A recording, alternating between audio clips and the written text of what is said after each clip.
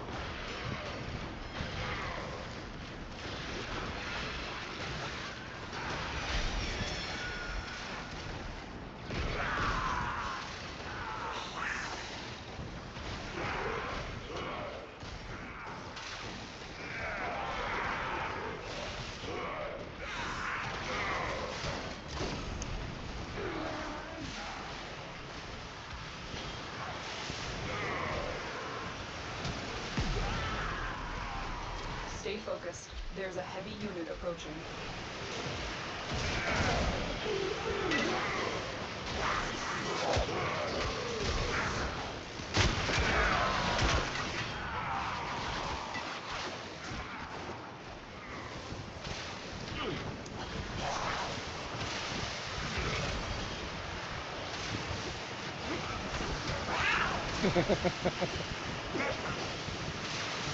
Hey, what's up, tree?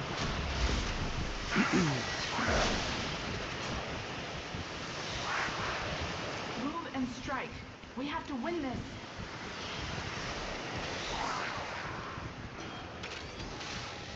I guess we'll see what happens.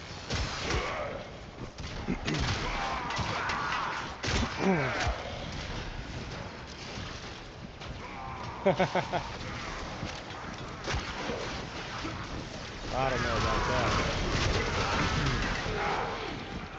Sometimes they get... I tried it. Yeah, let me turn it up.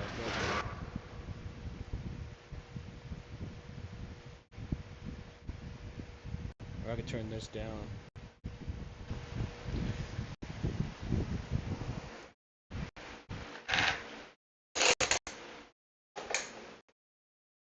Alright, how about that?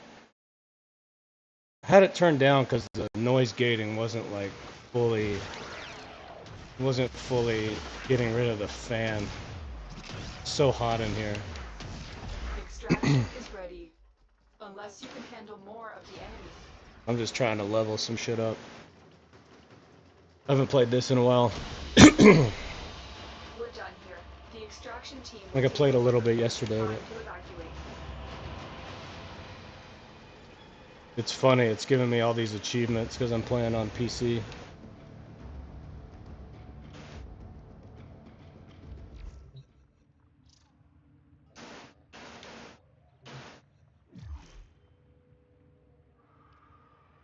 I could take this off. Dang, one more level for that thing. Like, I haven't used this guy. I think there's somebody else I have that I haven't. This guy. I haven't messed with this guy at all either.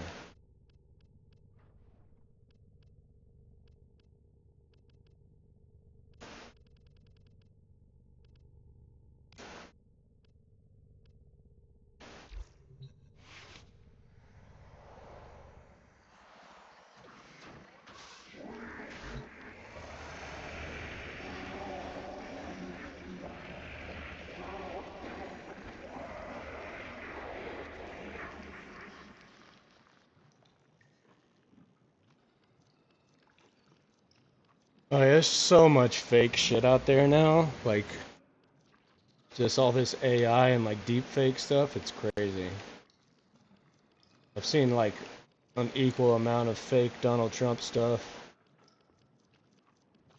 Like fake Donald Trump quotes and stuff about him regrowing his ear.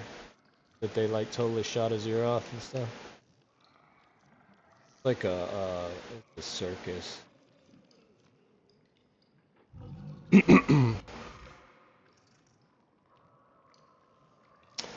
Well, yeah, I think anything's better than a move towards like dictatorship for sure.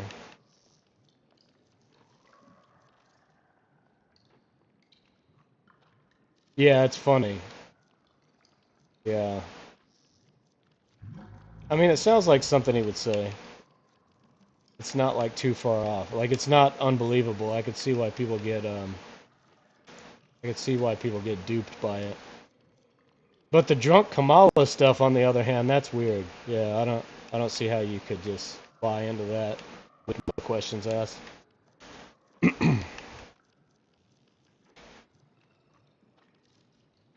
Dude, I really want to start doing the politics again. Like now, oh, so much terrible shit happened to me, like with the Navy and um.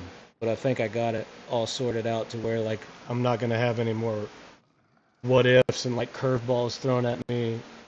Like I might be able to have some semblance of stability in my life for once. Um, I've been talking to Alejandro a lot about like planning it out and how we can do it and everything.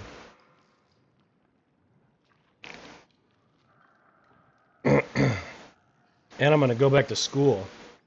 Like I won't be able to start until next year, but because I can use my GI Bill. But I decided I'm gonna do economics because that kind of like ties everything in, you know, like with the politics, the philosophy, the stuff that we always talk about. Like give me some credibility too. Not that I really give a shit about that. Like,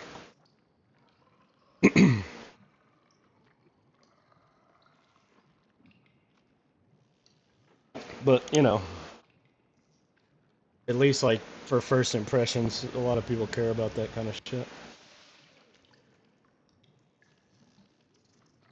I think I'm just gonna finish leveling this guy and feed him straight to the. I think I'm gonna feed him straight to this thing, dude. I don't even give a shit about Dante or any of these. I think I'm just. That's my policy from now on. Is like this guy too. I might just feed him straight to him. Like, I think my policy is just gonna be max him, feed him, and wait for the prime. This guy too.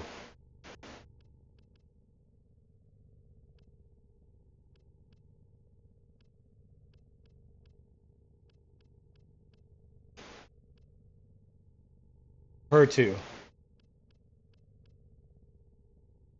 I kind of want to mess with that one. Yeah, it's true. Yeah, like Weekend at Bernie's and shit. Yeah, she is. I think like I just posted something about the all cops are bastards crowd picking a police woman to vote for, and then the back the blue crowd picking a convicted felon to be president. It is kind of funny. This guy too, but I think I already fed him one of these. I don't know why I had. Maybe I built an extra one to feed him. Anyways.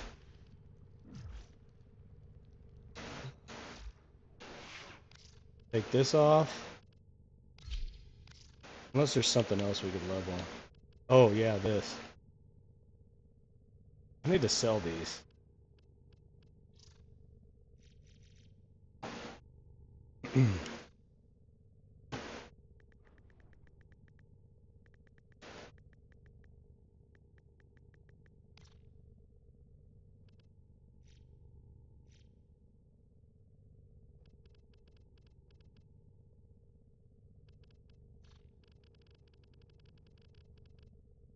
Look at how cool this is with the mouse. Yeah, I think you're right, yeah. Most of the ACAB people are not Democrat. Like, I'm not a Democrat for sure.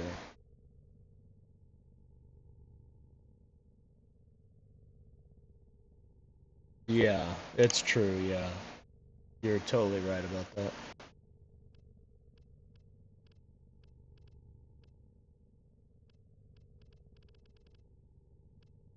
Yeah, I think most Democrats are pretty moderate. Like, I wouldn't even call them left. I know the right. What's up, man, AJ? How you been, man? It's been a long time, dude. You still playing Smite? What have you been doing lately, man? You been playing anything?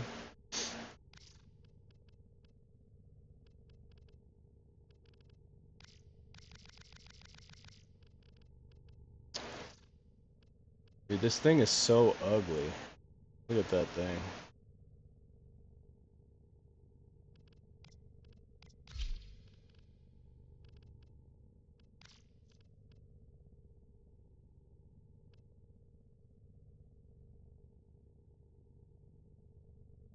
Oh, shit. You're back now? Welcome back, man.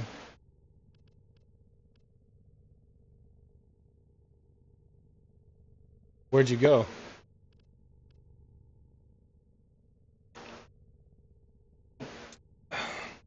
You went with the Essex, or what?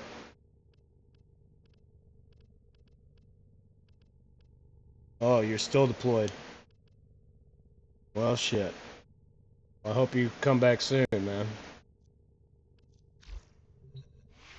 Don't you have like an infant baby at home? Asia. You been having any fun over there?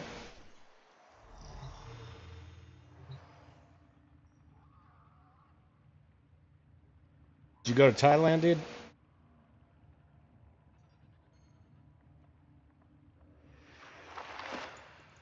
Thailand's the best, dude. Spending those bots like fucking Monopoly money.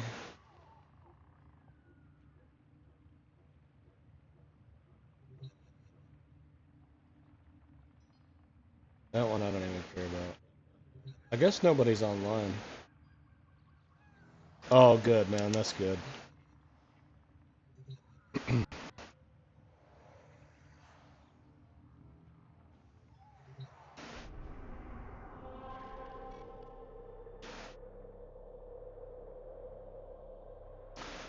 I don't know if I want to do that one again. That's boring, dude. Maybe we could do... Ooh, I win! I'm having so much fun with you, little meat. Ooh, what shall we play Guess we could next? do this one.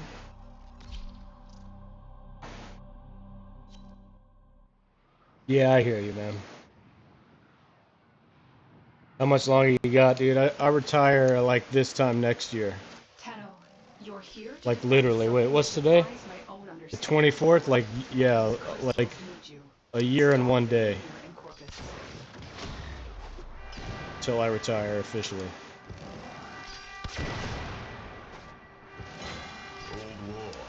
Unless like my medical shit takes longer, I don't know. Caskets for who? Belric and Rania. Mighty If good I didn't put genes any they mods have, on the this, Enemies. dude. Genes 17 to the damage. pen. Smash the That's crystals. hilarious. Take the genes, do the science. My two men get stronger.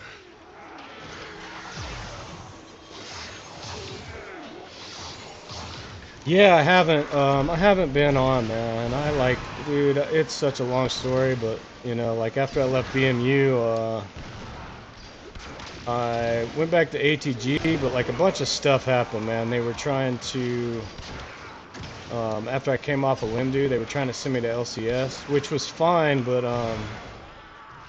I I was still trying to get surgery. It was just like a whole bunch of crap. Like they shouldn't have taken me off of Limdu, basically. And it just turned into a big mess. So like I was trying to go back on Limdu, and now they're just sending me to med board, dude. I'm gonna retire. But just dealing with all that stuff was like, it really messed me up, dude. All that shit. So I don't know, bro. I feel like sometimes I just feel like I just get so overloaded with stuff. I just need to like purge everything out of my life, you know? Like I quit like even taking vitamins and stuff. You know what I mean? So I quit playing video games. I quit doing everything, man. Quit like talking to my friends. It's probably not very healthy. But yeah, trying to get back into it, man. I was just telling Tree, I don't know if she's still here, but just telling her feel like I'm in a place where I might have some kind of stability or like ability to at least know what's going to happen in the future. So yeah, I would like to get back into streaming and doing like the political philosophy stream once a week and everything. It's good to hear from you too, man. I haven't talked to you in a long time. Trouble on Venus. Get through Have you that. played Smite 2 at all?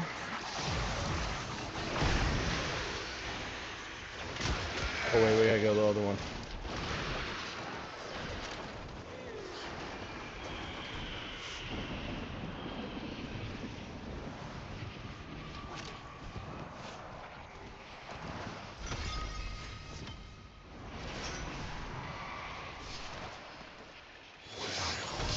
Do you know the story of Belric and Romeo? Yeah, dude. I mean, it's really not. I get like depressed and shit. So, Placing them in her crystal. you know, there's probably a better way to deal with all that.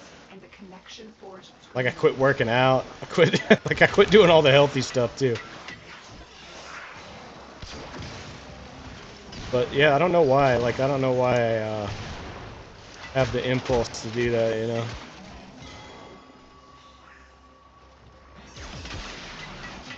collecting a critical mass of citrine fragments will create a prismatic ward to these crystals.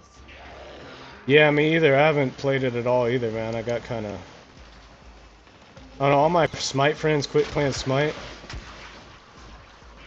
It's funny, one of my friends that I used to always play Smite with is super Catholic, and he stopped playing Smite because it got too sacrilegious, is what he was saying. It's like, what?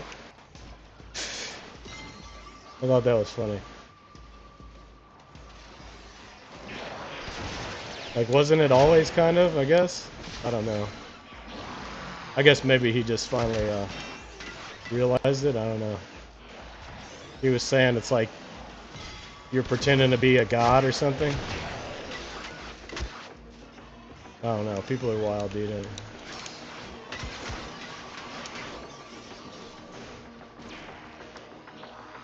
Wait. Wait, those people are still over there. What are they doing? Oh, that guy. It's just one guy.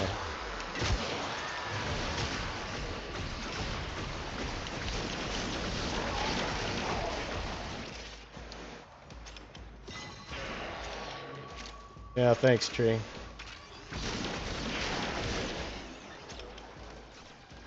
Man, I remember when I was like younger, dude, I used to really like love being alone, you know, not like isolated or like, I don't know, just, I really loved my like me time, you know, my solitude, like writing and reading and,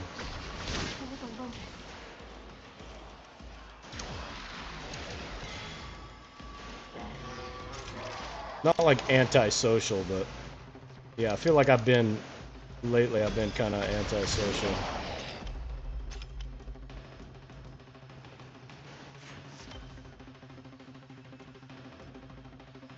Just, like in more of like a neurotic way, not like a psychopathic way.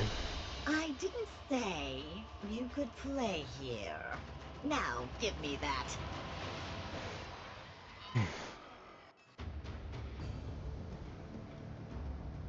Yeah, he's still my friend, that Catholic guy. He's like still one of my homies, but yeah, you know, whatever. You gotta let people do their thing.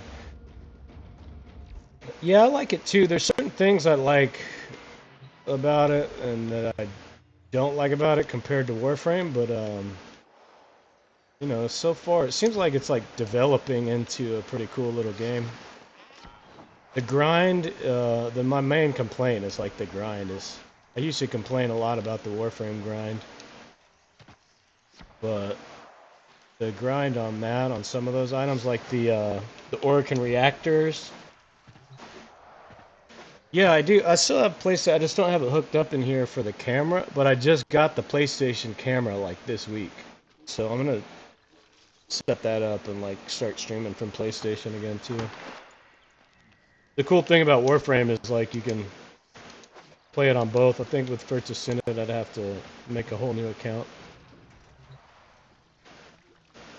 But like, it's crazy because here, let me just like here, I'll switch to First Descendant because I can't figure out how to make this work. Like when I signed up for First Descendant, it used my Steam, not even my Steam name, my Steam email address as my username. So I went on the Nexon website and like, oh, that's great. Yeah, that's really great. That's a beating. Waiting 5 minutes for those things. The one that like really gets me is the it's like the Orokin reactors or Orokin catalysts that you have to get the amorphous material and the stabilizer for because it's like a 3% drop or something on the amorphous material without the stabilizer. And I think the stabilizer makes it only like like 10 maybe or 8 or something. I don't know. It's still like super low.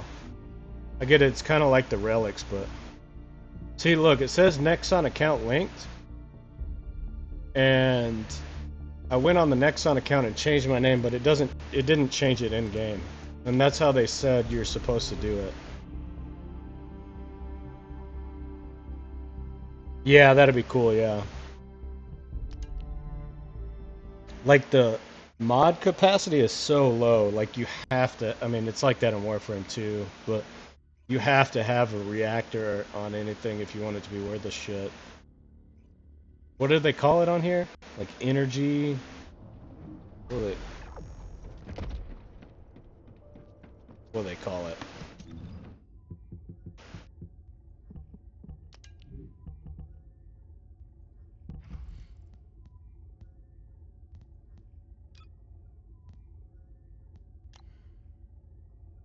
Energy activators.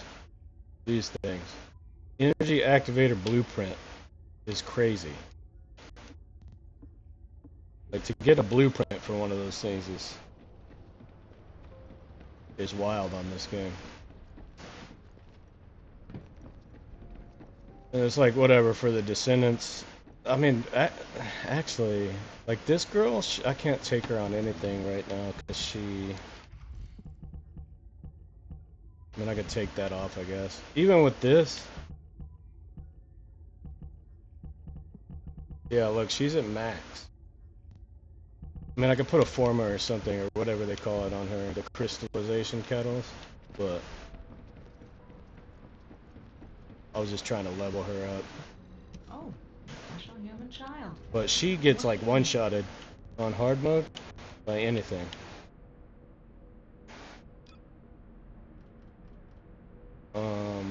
Enhancement.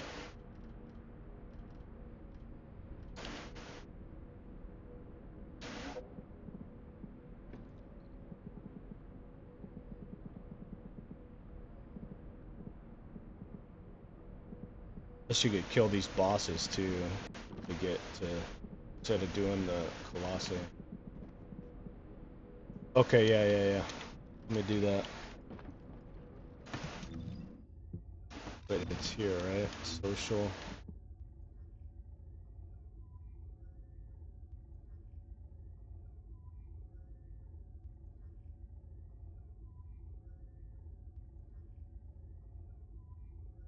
Seven one six five.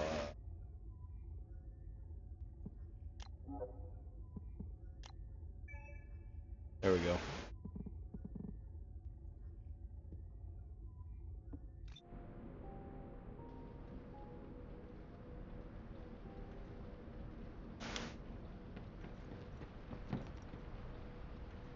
Yeah, I have hard mode. I'm on hard mode right now. But, like I was saying, like if I go here, well, with this girl anyways. I think, can't remember, oh yeah, I put it on Glay. Glay is really, she's my favorite, I think. Oh nice, you're on right now.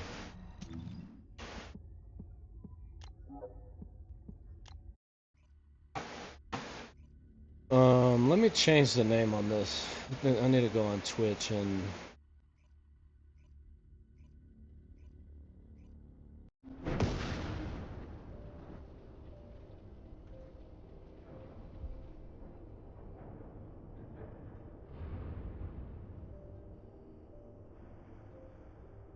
I'm gonna change this to First Ascendant.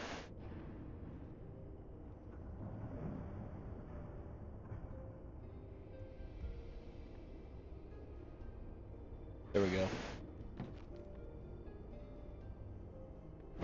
Yeah, I mean, I need to farm those, and I need to farm... Well, the other ones I have a couple, I'm just waiting to get... I think I want to put one on this thing.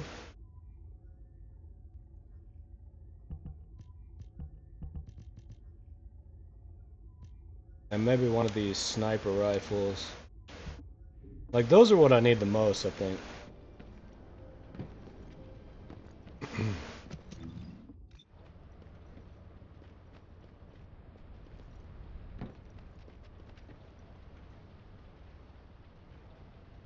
Mysterious Forest, that's perfect for you.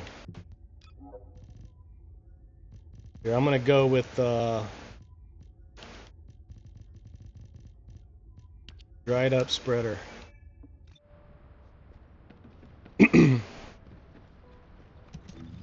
168, which is not like the greatest because I only have 4 mods on there. So like once I get if I get an energy activator, I can pretty much double it, or like 50% of whatever. Because I think, let me look at my mods.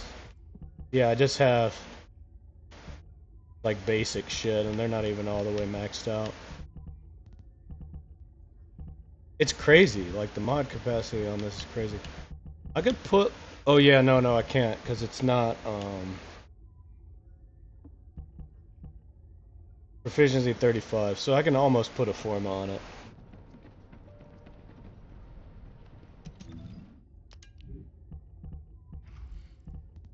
Oh yeah.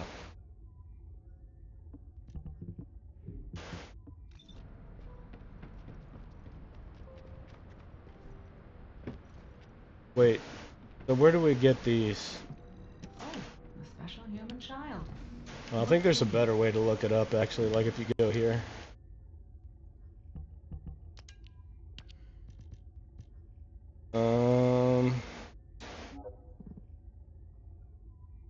Amorphous material pattern 2, 5, 12, 10. There's a bunch of them. Supply depot. That's probably the best one, huh?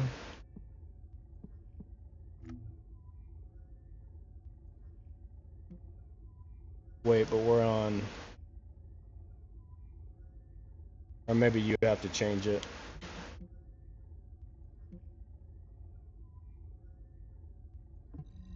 I think we're on normal.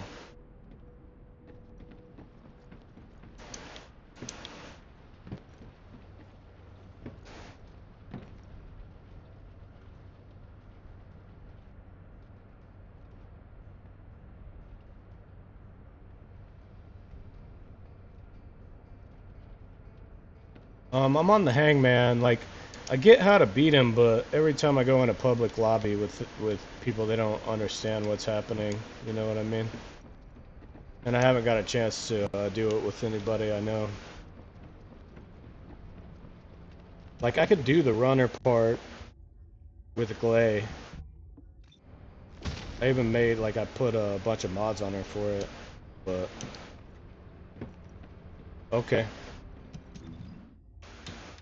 Let me switch to her so I can at least live. Oh, my beloved daughter.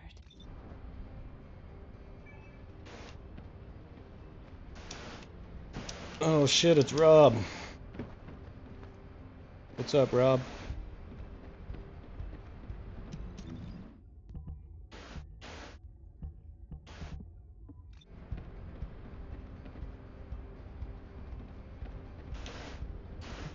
I am analyzing the void paradox. Weak against Toxin, alright.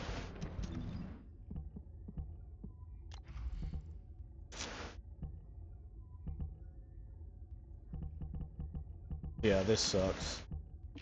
Maybe I could put Toxic something.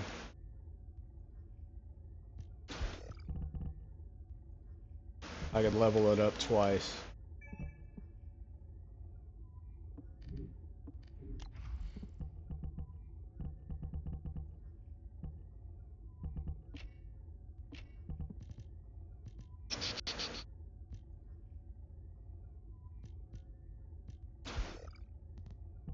I could level that one up a bunch.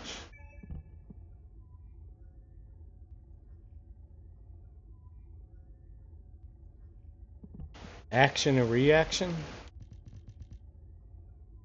Oh, this one? Attack, but adds recoil?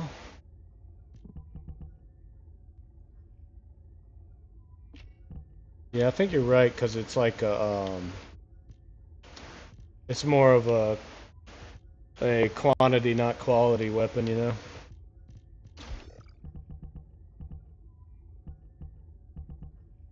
Like, it's more about just damage than crit. Just those are the only mods I really have. Great, I guess I could put this, maybe. That'd be good. And what else?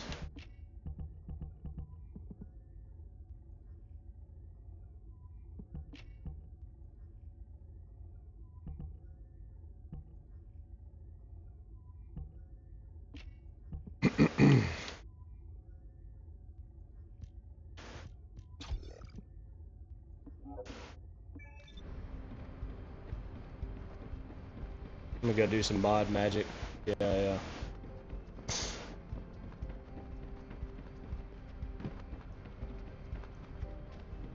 Yeah, I love that gun. I told you, I knew that was a good gun. That was my favorite that I've used so far. Even though, like, the accuracy's kind of shit on it, it's just like If all spray and pray. I'd be out of a job, right? Oh wait, let me see if I got any.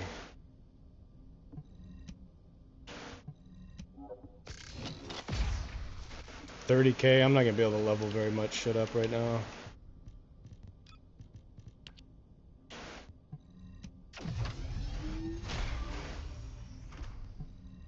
But yeah, I want to max that one out. I don't know about that hero scar. Like, it's all right, but I think one of the purple snipers maybe. I don't even like the launchers that much either. A lot of people fucking always see people using that shit.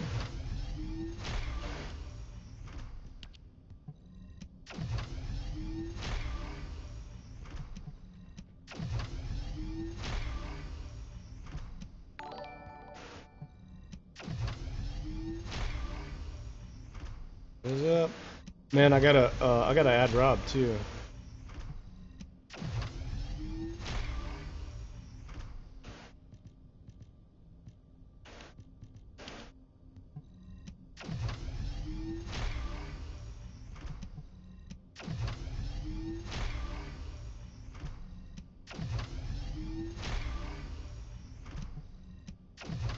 What's up, man? We're about to kill this hangman. You play this game or just browsing around?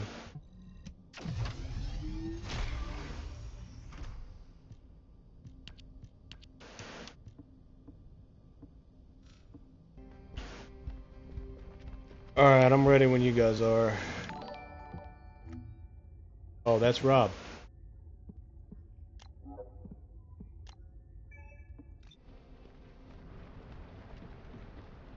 And that's like a bot.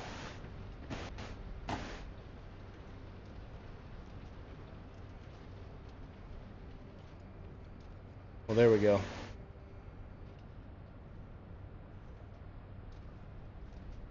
Damn, 2016.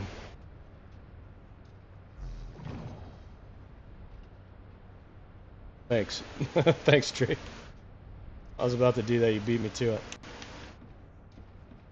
Do I have to be over here with you guys, or are you still getting set up? Oh, Tree. I got, Sons of the Forest. Oh, thanks, Rob, dude. Appreciate you, man. I haven't had a sub in like 3 years.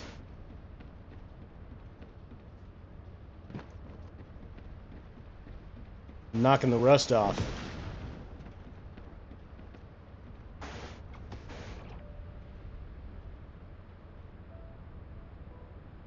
Yeah, I got Sons of the Forest. It's only on PC, I think. Yeah, I know, it sucks. One of my homies from back in the day streaming, like in 2020 or whatever. We were talking about it the other day, because he only plays on PlayStation also.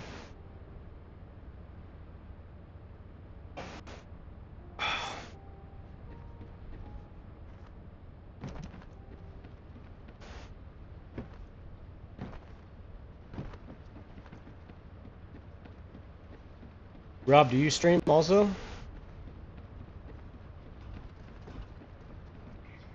Hey, can you hear us? I can hear you now, yeah. Yeah, we weren't talking before. I don't know Oh. if they can hear us on stream. You should probably mute the stream if we're going to be in voice chat. Oh, you don't want people to hear you? Oh no, they can hear us. Rob is like, yeah. Oh, my stream is, yeah, it's muted on my computer or whatever. What do you mean, so like no echo? No, it's fine.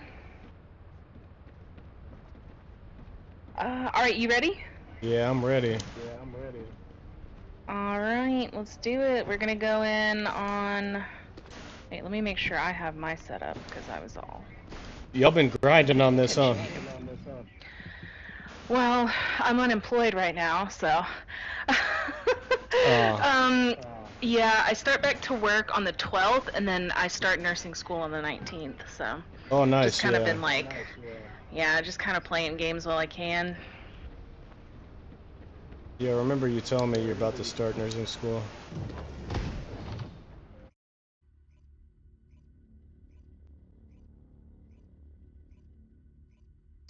So me and a rando are about to get carried, huh?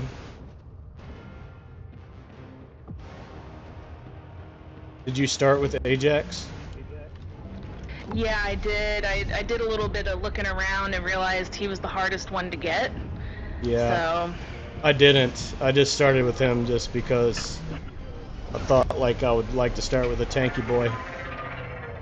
Right? Like, oh look, it's Rhino. Yeah, yeah. Yeah, exactly. That's what I was thinking.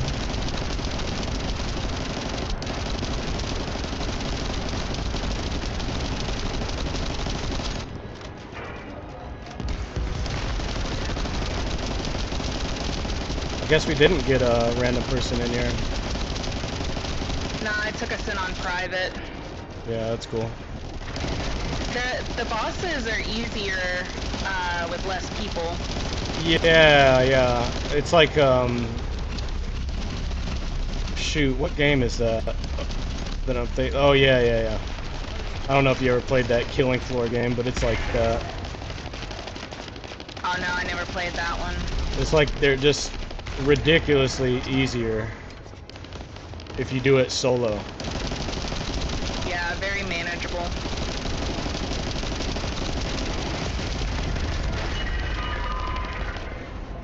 Damn, he died before he even went to his like laser mode. Yep. I hope that doesn't ruin things for you. No, I mean I'm not complaining at all. Me and Rob, we did it the old-fashioned way. We beat him with a group of randoms and did the whole mechanics thing. But then Yeah. we started taking people through and realized we had the DPS. Yeah, that's awesome. Yeah, that's good because I just ran out of bullets. That was another problem I was having with this guy. Just running out of ammo. Yeah, there's ammo mutation, which I highly recommend. I'll shoot you my build. Yeah, that'd be cool. Y'all want to do some outposts or something, or what?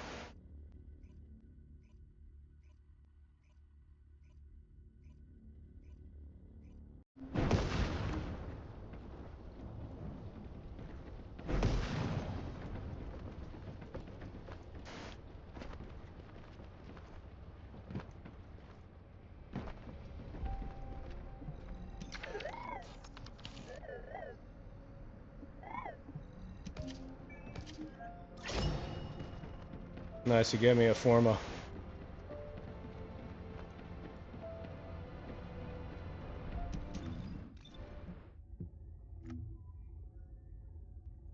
Or we're not in a party anymore. Did I leave the party? Like when I went back to Albion?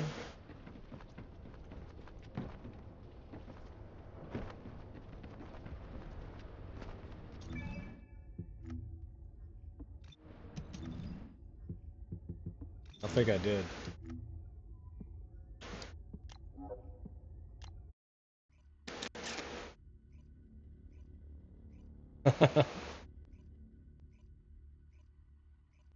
How do you go back without leaving the party? Or you just have to wait till the party leader does it, I guess? Dude, people are always talking about the butts on Warframe, but they really doubled down on the whole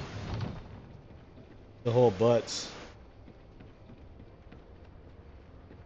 The whole butt design thing on this game. Like the Even Ajax, dude, this guy's built like a fucking NFL linebacker, dude. Look at this guy.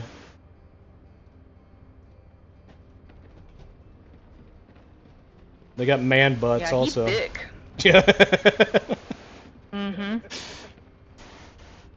So what were you saying? You want to do some outposts? They have a yeah, they got a skin for him in the battle pass that makes him look like Rhino too. Oh, that's cool.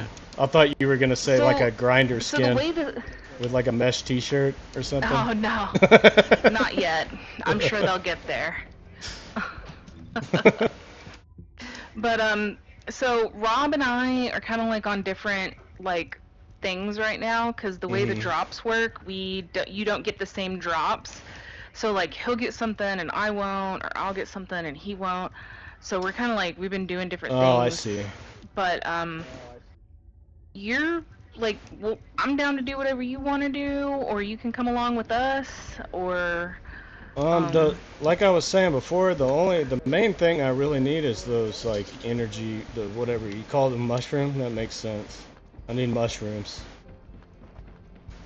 But I'm down for whatever too. Yeah, the best way to farm those though is the hard devourer fight. And that is you need a lot more DPS for that. So yeah. The next best way to get those relics is the special missions. They just buffed them. They drop a lot more stuff now. The special operation where you got like the little like where you go through the little, it's like a little dungeon or something. Oh, you're talking about the like the defense mode or whatever it is. Yeah. Those ones, right? Yeah, you end up getting a lot of relics for that. Like Yeah, and then those you crack on the easy bosses, but the drop They chance is suck, lower. yeah. It said there was like a spot to get these. Where did it say? Wait. Not fusion. It wasn't a fusion. I found one. I thought I found one.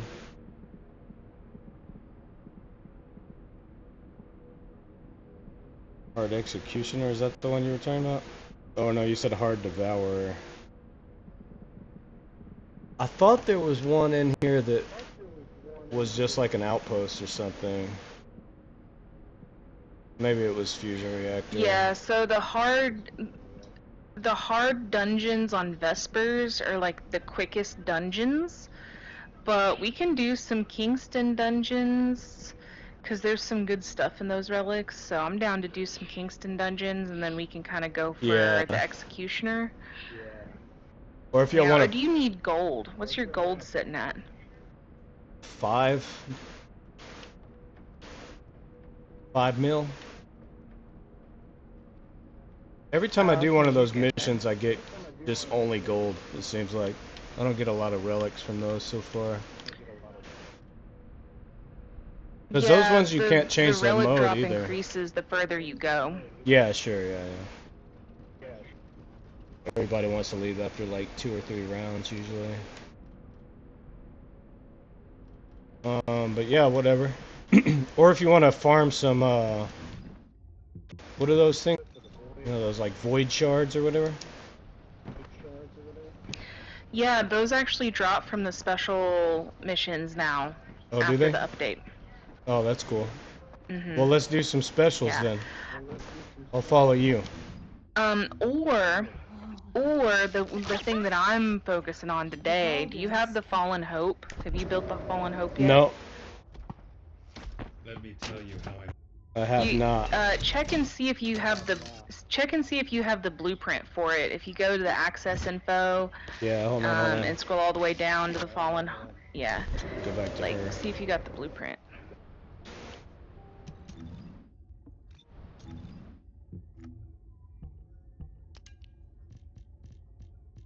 Wait.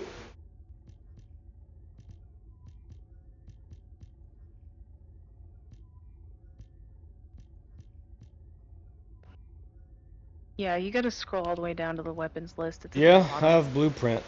I have blueprint and synthetic fiber. I just need polymer sanctum or whatever and a nanotube. Yeah, man, that's how it is. Like, you end up, everybody gets different drops. So I'm farming the blueprint right now. But if you Well, we can farm the blueprint. I can level shit up and like it doesn't hurt to have more blueprints. I think you need multiple anyways, right? To get them like fully maxed out, you need like 5 total. Yes. Yep. Well, I don't care. Yep. All right, let's go run it a couple times. See if I get lucky today. You can't trade shit in this game either, huh?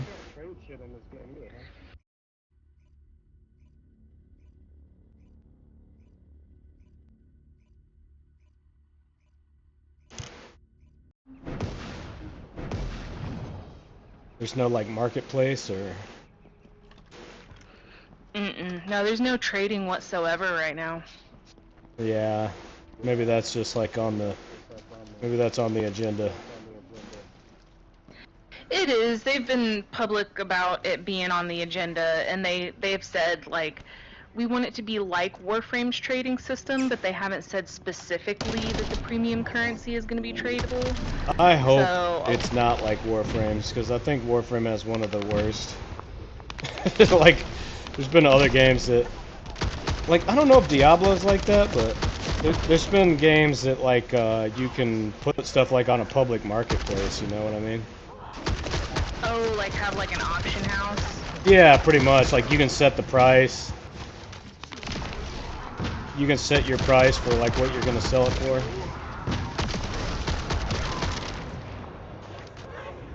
You know what I mean?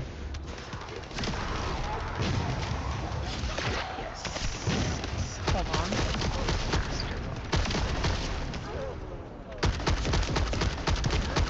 Alright, say something now. Can you hear me? Yeah, okay, I had to turn my mouth. I haven't been using the in-game chat, so like my game was really loud and I could barely hear you, but I got it fixed now. Yeah, it's kind of weird. I guess we could do Discord or something if y'all want to do that.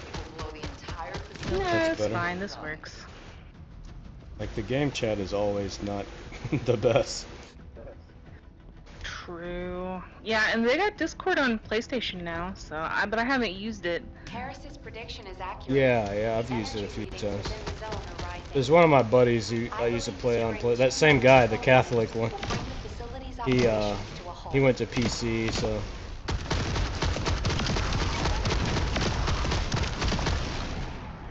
Nice.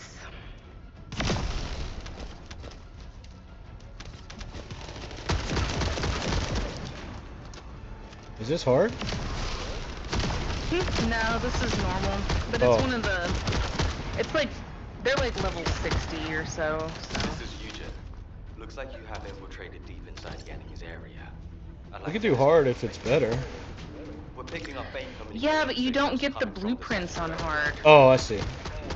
Yeah, like for the frames or whatever, descendants and stuff. Yeah. And this is a weapon kind of like the Thunder Cage, where it's got like a 20% flat drop rate. You don't have to like build it out of a relic or anything. Yeah.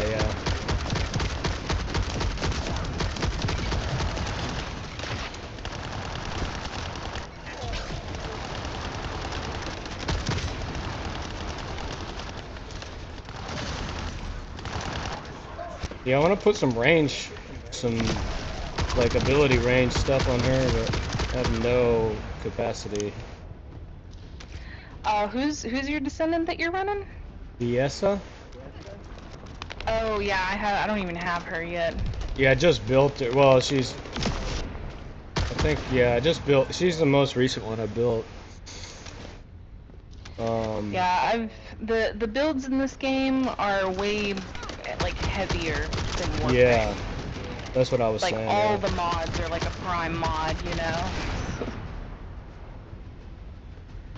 Yeah, the yellow or a lot of the purples are like the corrupted mods,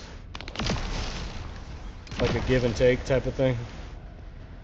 Oh yeah, true. But like they're all really expensive and really expensive. Yeah.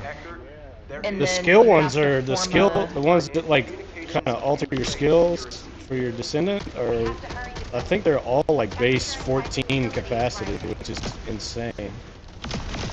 Well, like before you even level them up. Mods, like, yeah, some of those mods specifically, and some of the other mods, when you level them, it drops the capacity. Oh, really? Yeah, that's cool. Yeah, so when you level up I didn't notice that. But yeah, that's awesome. Yeah. Oh, when shit. you level the skill mods, it drops it down to like 7 if you level it all the way up. I didn't know those were bombs. Watch out. But it's like insane to level them up. I mean, like the last tick on those skill mods is like 3 million gold and like 300,000 Kuipers. Oh, wow. It's crazy. Yeah. I mean, I guess that just comes. I've been like kind of like complaining about, man, this grind is crazy in this game, but then I keep remembering, like, dude, when I first started playing Warframe, I didn't really like ever grind for anything because I was just having so much fun just playing it, and I spent like so many hours, and I just got so many resources, like from countless hours of just playing. So I guess you can't really complain too much about it. Like, that's just the kind of the nature of the beast with these kind of games. But still, yeah, like, see, like Rob just got the blueprint to drop, and then I'm here. What'd you get? Didn't get it. I didn't get it. I don't like that the drops are different for everybody. I find that frustrating. Yeah, it's kind of different, yeah. But yeah, and I keep telling myself and everybody that's really critical of this game, I'm like, you know, they're like, RNG sucks. I'm like, imagine if you were running every single relic in Warframe by yourself, how crappy your luck would be. Like, have Yeah, you ever, sure, yeah, like, yeah. yeah, like, it's, you know, it's par for the course. It's just, the game is just unfinished, which is the era of video gaming that we're in. But even like there, you know how like you can, like how you can refine the relics in Warframe? Like that shape stabilizer or whatever you get, that shit doesn't even really improve the chance that much, and that shit itself is like almost impossible to farm. So I get it. It's like the You do get them a lot more in hard mode. yeah. I'm still not like. I guess I'm still not like all the way progressed. But you know, like I'm not like you know, I'm having fun with this game. Like I'm not hating it at all. And I kind of get what people are saying about the RNG and stuff, but And yeah, I feel like it's just like just try to play it and have fun and like whatever, dude. Because that's like really that's what I did in the beginning with Warframe. It's just like I didn't even know for the first thing. I didn't even know how like mods and all that shit worked. Like I got it from the like in-game stuff, and like it wasn't hard to figure out. Like, oh, you get more powerful by leveling up your mods and stuff. But you know, it wasn't like I was like playing to level up my mods. You know, I was playing to have fun.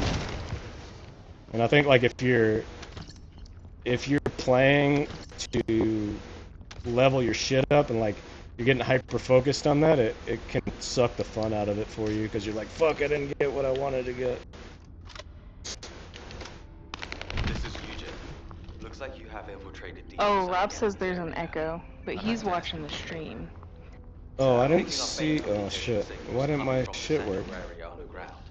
You should be able to amplify the My signal. grappling hook just said I'll fuck you to adjust the me. frequency in order to Oh my amplify the gosh, signal. it's, yeah, Be sometimes you safe don't during that double position. jump. It's a mess, really. Yeah, but I figured it out. I figured out to get back up. I didn't see the echo though.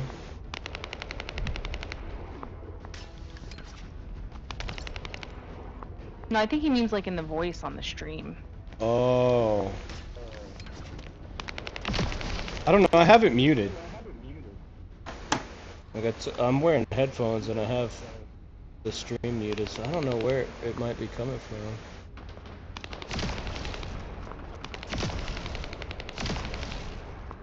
That's so weird.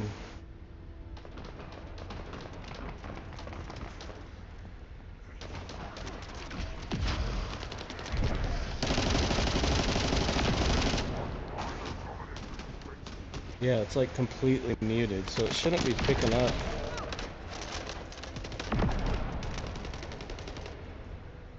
Yeah, I don't know, man. Here, let me try this. Hold on. No? That doesn't even show up. Let me try to mute the OBS itself.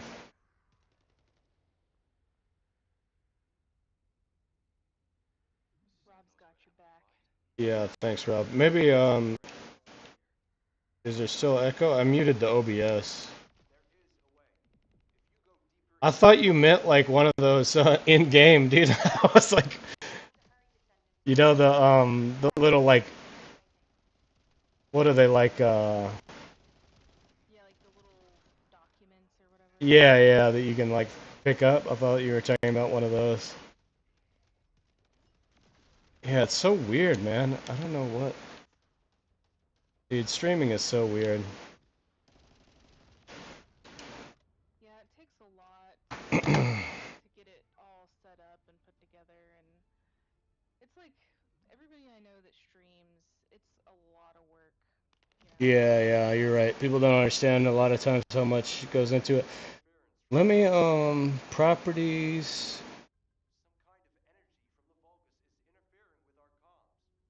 Wait.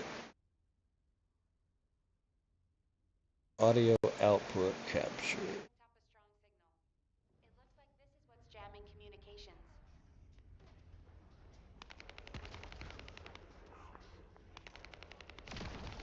All interference has now been cleared. Initiating broadcast of communications through the Descendants of Sieve. Let me know, Rob. Oh, I finally got it. Oh my god. Maybe it's like, is it my...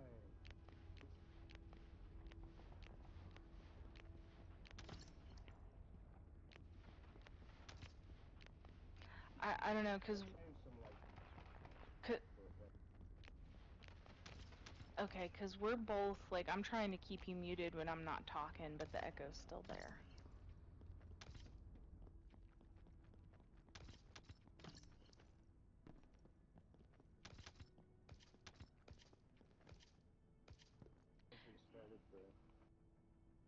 I want to say only since we started the game chat, cause I was listening to you earlier and there was no echo. That's weird. All right, did you pick up all your drops? Hmm? Oh, he's full? Oh, okay. But I don't need all this shit. Yeah, I mean, just melt it and pick all that other stuff up, and then we'll head back and go find some relics. He's like,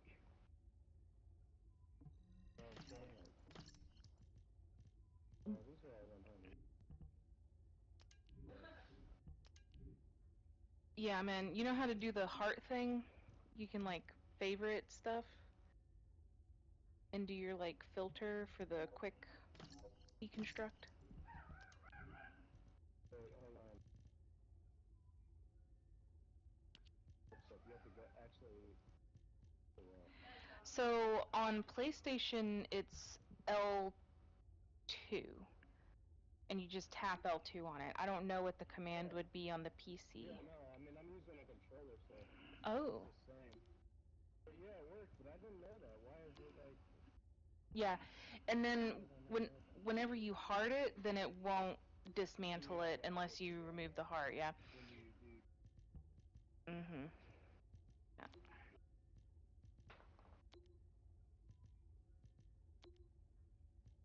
Teamwork makes the dream work.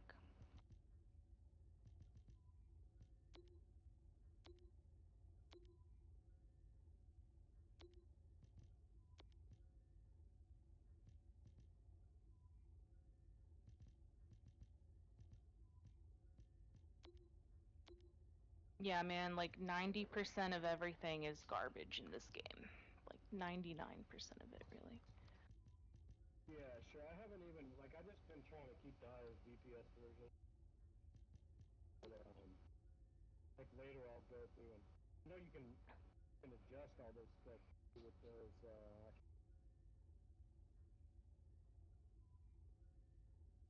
Yeah, it's like every weapon has a ribbon and you can re-roll it.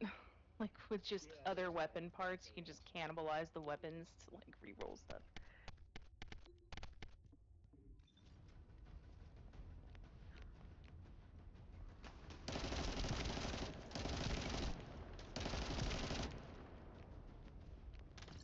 Alright, you got everything? Alright.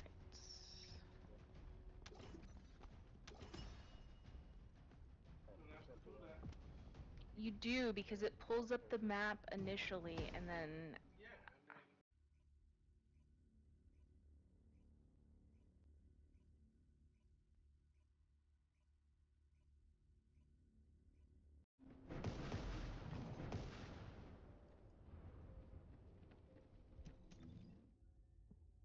Alright, let me go build this, and then we'll just go do some relics, run some relics, and then get ready to start the executioner. Are you talking about the hard mode one? Yeah, he's not too bad, but you need a lot of DPS to beat those bosses. A lot of DPS. Yeah.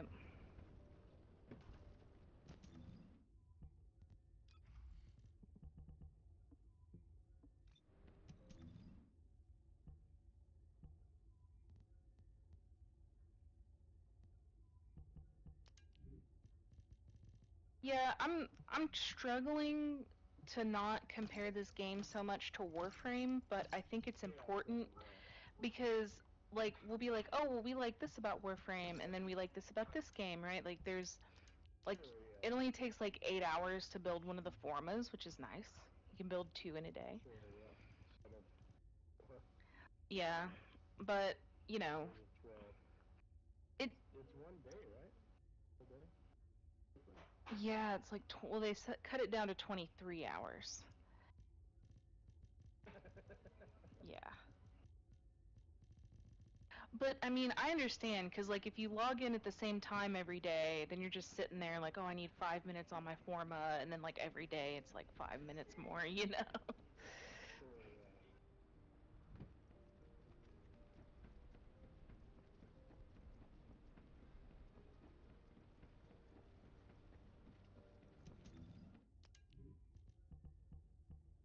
yeah. And Nexon are not known for being like nice, like well-meaning, principled Canadian developers, but they have shown some promise so far with listening to the community, so Yeah.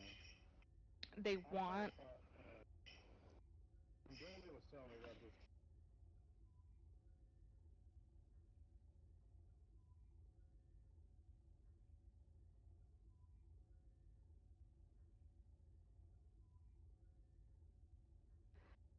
Yeah, they're Korean, so.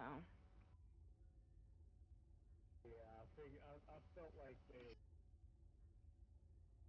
like with looking at some of their other games.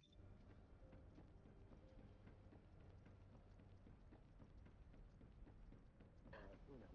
Yeah, but also like, you know, businesses can change with new people coming in and new, you know. So, and they, a lot of the developers, like the people developing the game, have like spoken out about how they want to build like a looter shooter that's like, you know, builds on everything from Warframe, Destiny, Borderlands, you know, and kind of like, you know, builds on all that experience.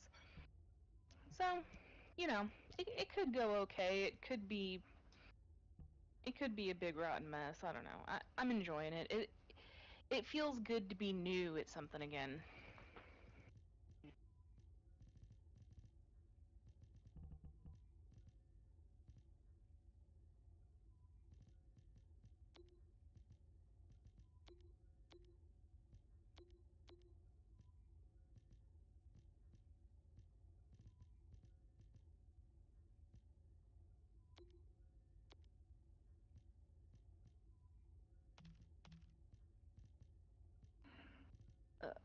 Hold on, let me see what you're doing. Oh, you got the weapons. Yeah, I'm just like.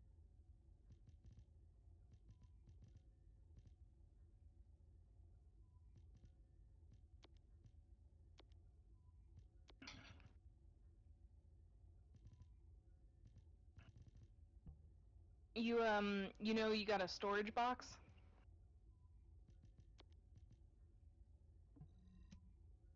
Yeah, I've seen that. Yeah.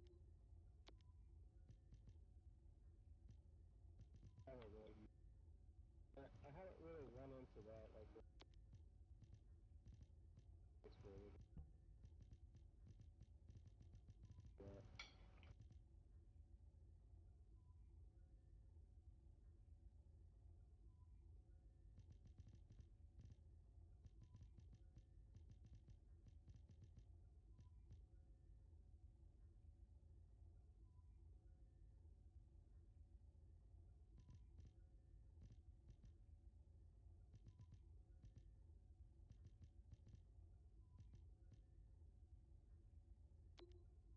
Yeah, all the purple weapons are really easy to get.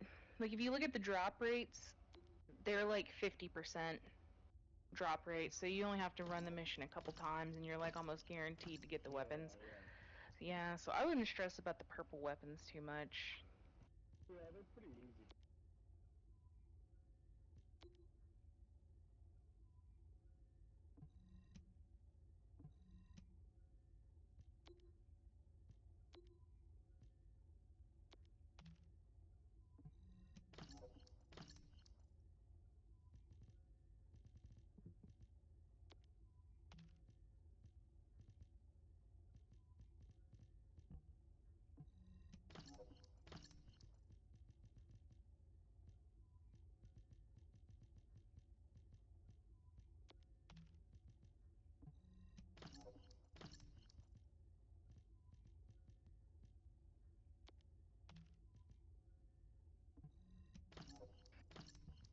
Well, I need to level stuff, so we could go do a special operation, or we could go run a couple dungeons, get some relics for the executioner, do a couple hard dungeons. Yeah, I'm down for either.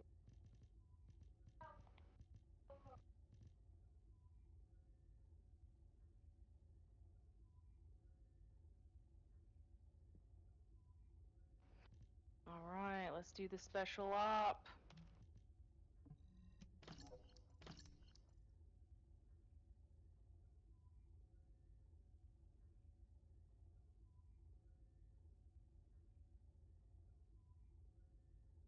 Alright, we're gonna wait just a second. Rob's setting up. He's getting his stuff to level.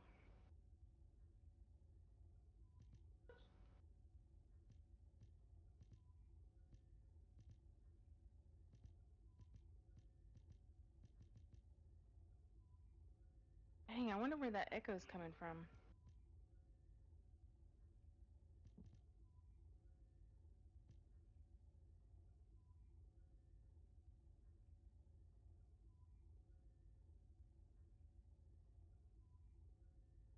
Wait, I think it's better. Hold on.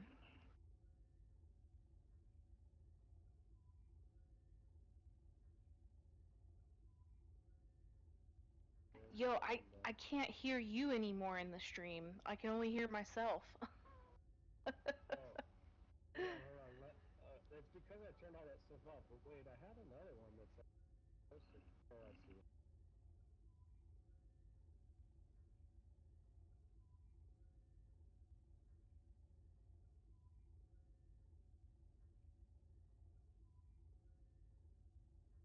Hello, hello, hello. Alright, I turned that back on. I think you should be able to hear me now, but I don't know if that put the echo back on.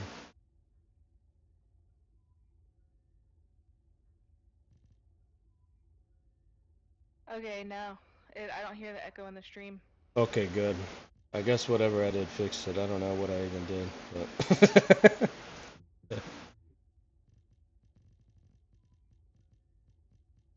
Alright, fantastic.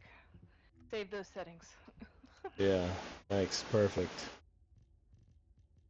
These ones too, man. These ones piss me off the most. These reactors. Like, why do I need so many of these, dude? These are out of control. So And then they there's don't a way even to target farm them. There's a way to target farm them, so I would just like yeet and delete. Yeah, but it doesn't even Best look one. like when you do your designate junk, like it doesn't it won't, like, you have to individually select them, you know what I mean?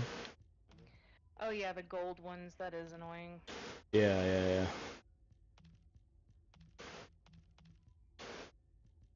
It's crazy with these like open betas, like I don't know how they get the feedback, you know? Like, I mean, I'm sure they like monitor the forums and the Reddit and all that shit, but You can adjust your settings on the dismantle all function, like a junk filter. mm-hmm. If you go down to the bottom and click on filter all as junk, it should give you an option to change those settings. I haven't messed with the settings. Wait, you're talking about this? Like if you wait.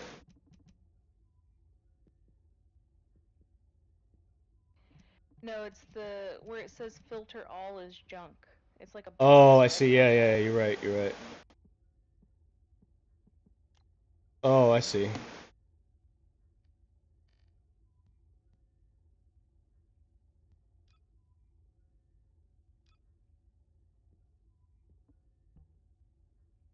Let's try it out. Oh, nice.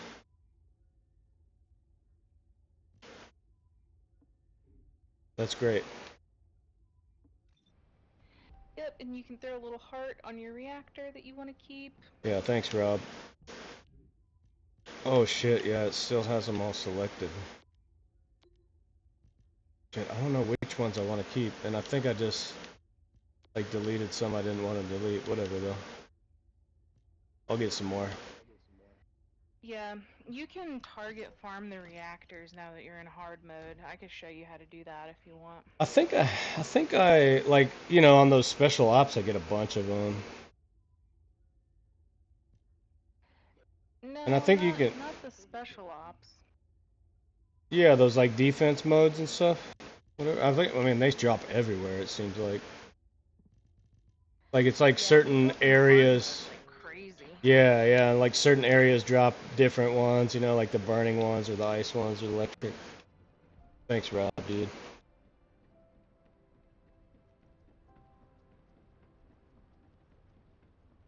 Making sure the stream is tight. Have you completed preparations? Yeah, beam us up wherever you want to go.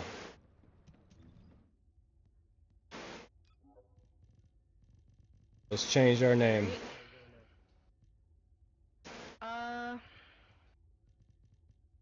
Squandering Pig. Guess let's go to the sterile land.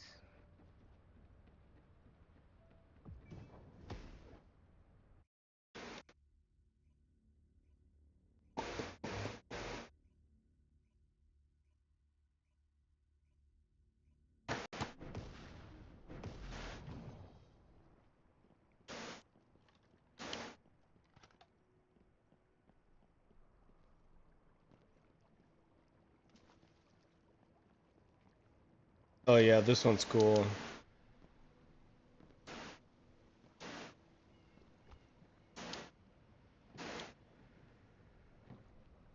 The bunny's really good on this.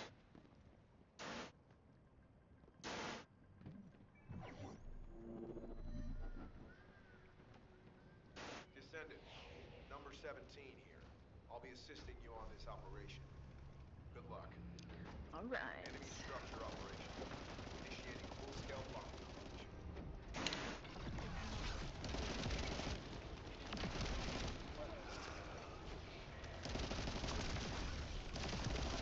I think Glay's my favorite.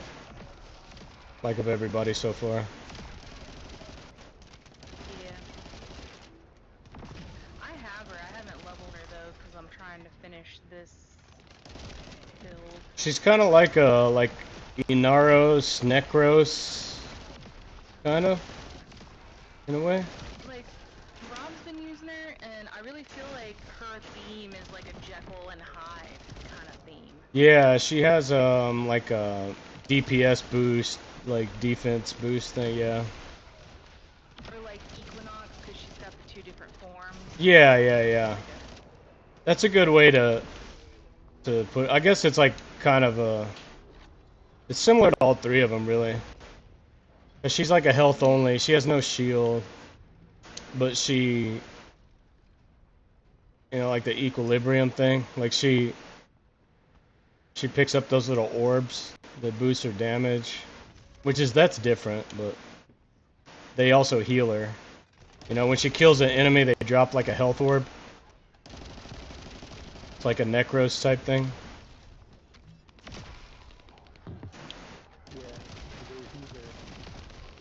Yeah, it heals her, right? Yeah. And it also like gives her, that's what gives her her like ability power.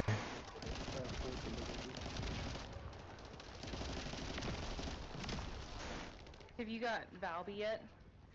Yeah, but I haven't used her. The toxic one, you mean? Or oh, Valby, the water one.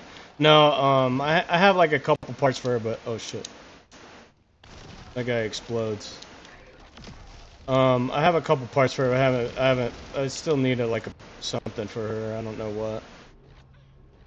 Hey, mute yourself if you're not talking, because there's an echo.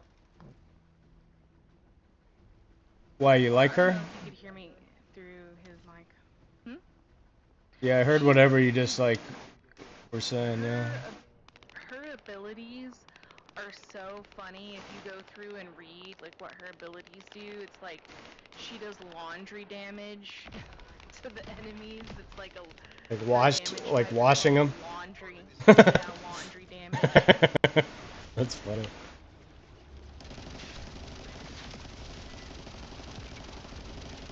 Wow. That was funny.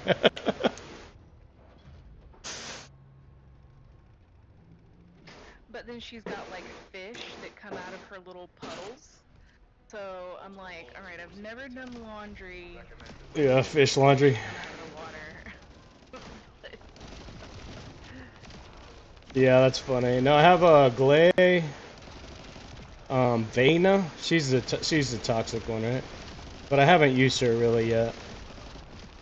This girl, I started with Ajax. Yeah, did you like put mushroom and some forma into your Ajax yet? No, I put the mushroom on Glay. The one I got from the quest. Yeah, because I liked her the best.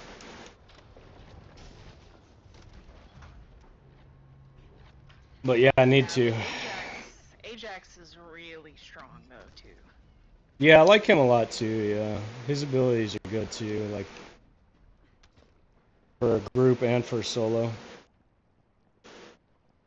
But I feel like the laundry damage thing is probably like a translation error, but they Yeah, probably. in too deep to change it now, you know? Like Yeah, just leave it. Let it go, dude. That's funny. Like 10 years from now, we're gonna be like, new laundry frame when, you know? Like, yeah. It's the only one who does. Who's weak against laundry damage? What boss? Yep. I'm like, where's the laundry damage on my weapon?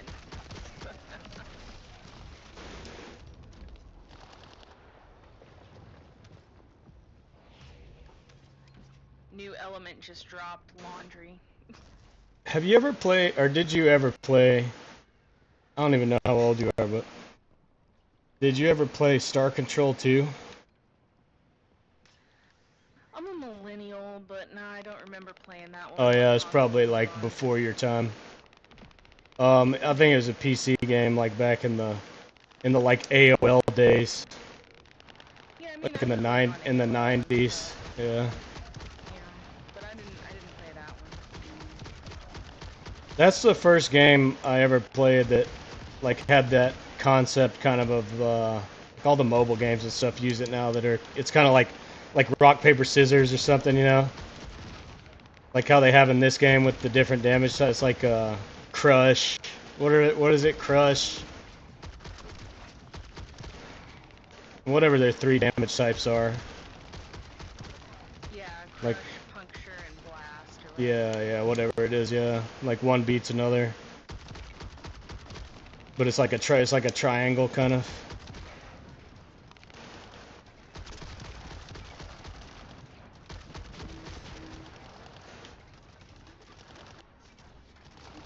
That game was actually super legit with like its lore and stuff too. So good. We need a remake of that. Yeah, so far I've been kind of disappointed with the story. I don't know if you followed the story. On this? But yeah. I mean, I skipped over a lot of it, but I got the broad strokes. I think, you know, like with the Vulgus and the Ironheart and the Magisters and all that shit, like.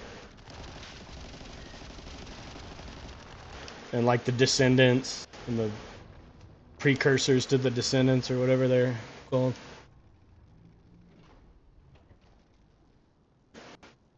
Yeah, the whole time I was like, oh, I bet they're gonna do this next, and I was like, yeah, that was not very Original or whatever. Yeah, it's got some like Neon Genesis kind of vibes.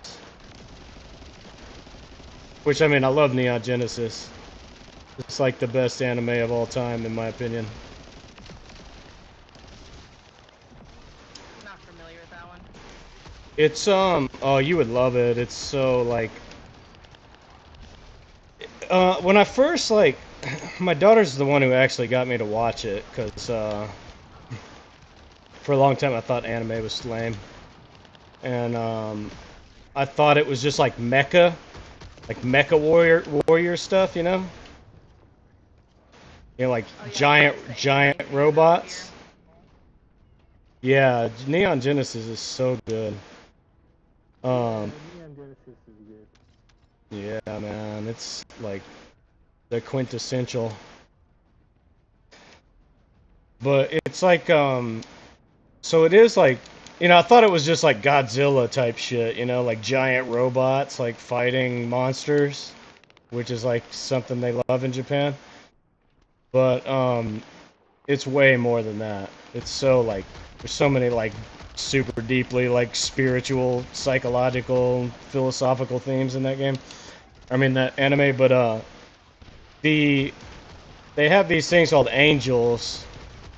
They call them angels, but they're basically like giant abomination type monsters that are trying to destroy humanity that keep showing up on the earth. And they develop these like they call them Evas, and they're like giant robots, but they're not really robots. They're like a fusion. It's like bio mecha fusion. You know? Like they're filled with this fluid that like lets people interact with them. And it's only like certain kids, it's kind of like the Warframe kids. It's like these gifted fucking young people who can like psychically interact with them through this fluid, which is basically like melted down fucking bodies. But the thing about like the angels and the Evas is like it's kind of like the Colossi in this game. This reminds me a lot of the Neon Genesis shit. Like their whole lore and all that. I think they're drawing inspiration from that.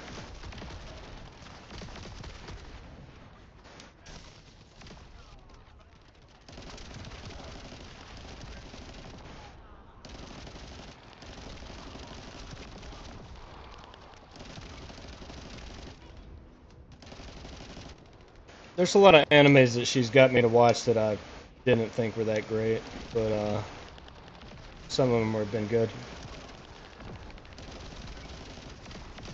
Yeah, I'm not really into anime. Yeah, it's not like I'm not like it's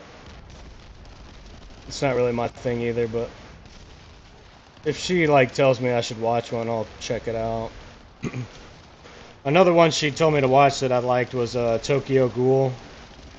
At least like the first season of that. I think it kind of got screwed up in the second. It was still cool, but then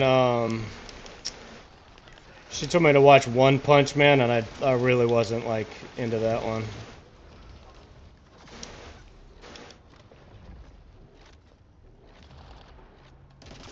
She also really liked the Jujutsu Kaisen one, and I was like, it was alright, but it wasn't like my favorite. Those ones are more like, I don't know, kind of like entertainment-y, like kids, like young adult type shit. But I was really surprised with the Neon Genesis how like mature and sophisticated the story was in that. Tokyo Ghoul too, kind of like a lot about like depression, like despair type stuff.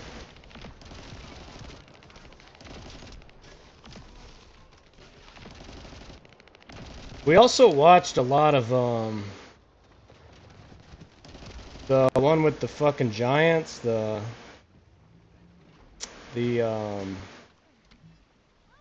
Attack on Titan. Yeah. That one was cool, but after a while I started realizing like, dude, this is about like Nazis and Jewish people. It's like, I don't know, it started giving me like Nazi vibes. Jewish and Nazi vibes. Alright, I missed out on what y'all were talking about because I had to regulate the children. Oh, it's all good. I'm probably gonna have to go here in a minute because it's dinner time-ish and they're like losing their minds, so. Yeah, I think I'm gonna go. Whenever you leave, I think I'll probably get off and go to the gym because I've been being a bum for like the last like 10 months and I need to start working out again. Oh yeah? Yeah, dude. You usually work out at night or you go in the morning? Well, I think now I'm probably gonna go in the afternoon or, like midday. But I used to go in the morning. I used to go in the morning a lot.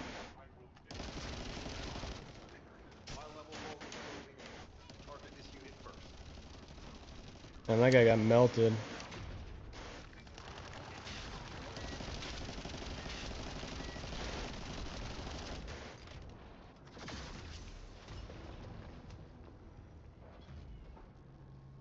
We leaving? Y'all wanted to stay or leave? I don't know. It just kind of like auto put me there. Maybe I was pressing that direction. Oh yeah, I'm the party leader, so I'm like a dictator basically. Y'all are coming with me. Whatever I choose, the party leader. Except for this guy, right? This rando we got. Yeah, we'll see how he does on this round. These modes are pretty cool, but like if you don't have like endgame gear. Yeah, it gets real hard. Yeah.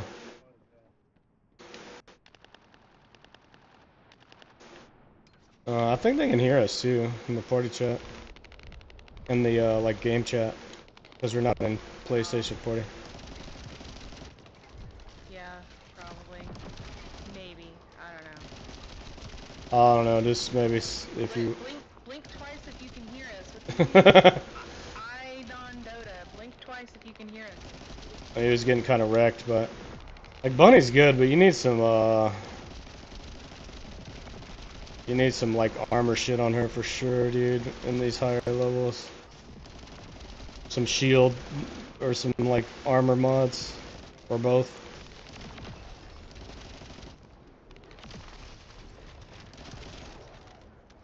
I'm kind of like also like I've been thinking, dude, like as hard as these mushrooms are to farm, like maybe I don't want to put mushrooms on these guys until I get like the prime version or whatever. Dude, the prime version are 10,000 times harder to farm. Yeah. So here's what you need to do. Like, do you have a mushroom in the tamer? No, I put the mushroom on clay. I only got one from the quest, and I haven't farmed like any other ones yet. I thought you get 2 of them. I think I only got one, unless we just got one for killing Hangman. I'm pretty sure, or maybe I put it on a different. Maybe you're right, and I put it on a different weapon or something, one of the gold weapons.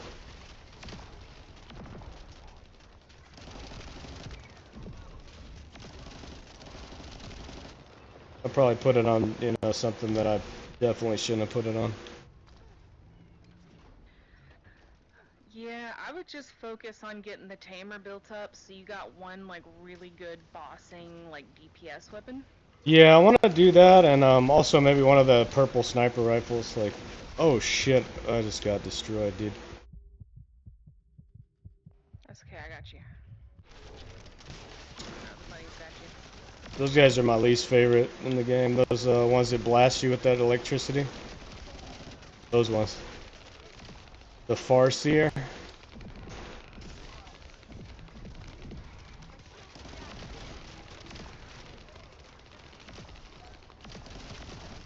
I was getting triangulated on by those guys.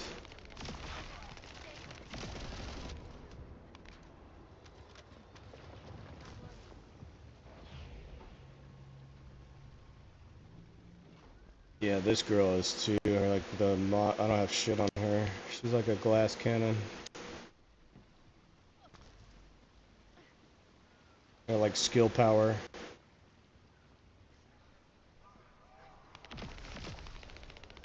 Yeah, with the ones that like have the elements and stuff, is really good to build them for crit, I think. The skill crit, you mean? Is crit. Or are you talking about the guns? You know, your reactor and stuff. You talking about the descendants or the weapons?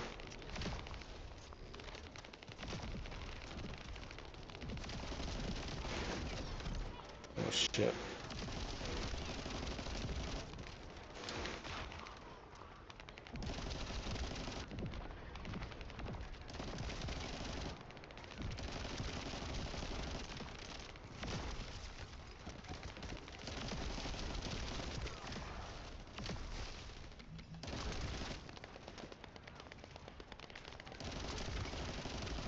Rob, what are you using?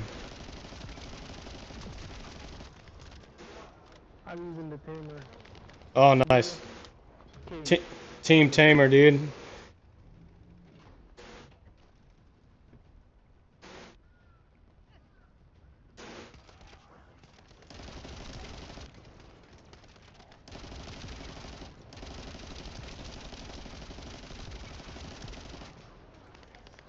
What'd you say, Thunder Cage also? Yeah, the Thunder Cage. We're both working on the Thunder Cage because that was the Battle Pass weekly challenge. Was to get kills with the Thunder Cage. So we're both like using it right now. Oh, I see.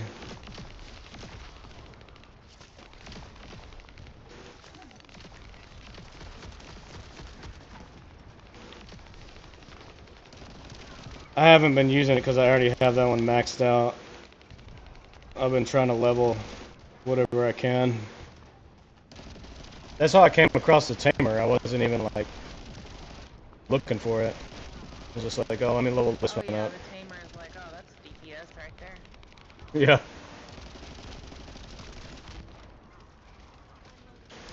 I had to turn off the aim assist too. It was like really driving me crazy. I think I found a happy medium. I turned it down. I turned off the camera thing, where it drags the camera, and then I put the other settings at like 50% or whatever. I turned it down to halfway. Oh, so, that's like, smart. You can, yeah. Like it's still kind of like helps you aim and it helps with the recoil, but it's like it lets you move enough to like still get headshots. Yeah. That's what was really bothering me about it. Was it was like, man, I can't shoot these weak spots, especially with those guys who spawn with those like those spots that you have to hit. You know what I'm talking about? Like they have that little red thing on them where it's like you have to shoot them in that spot or else they take no damage. That was the worst, man. Trying to kill those guys with that aim assist.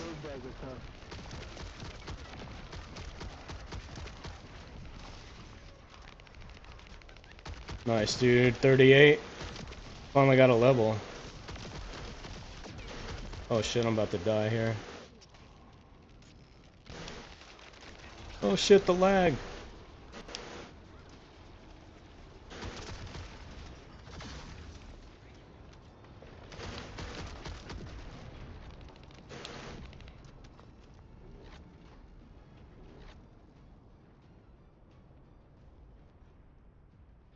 So when we rebooting the political stream?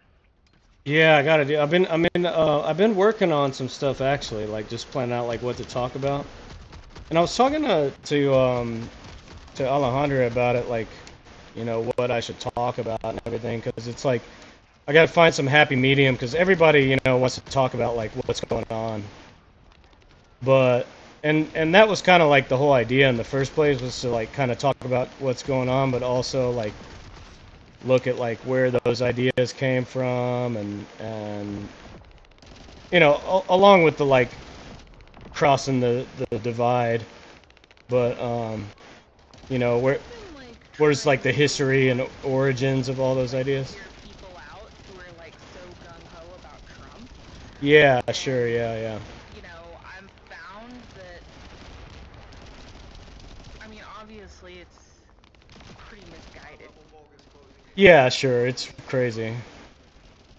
But I think it's more of just like a cult of personality type of thing. They're just kind of drawn to the like, you know, the machismo stuff and the like the trolling, like the he's basically like an internet troll.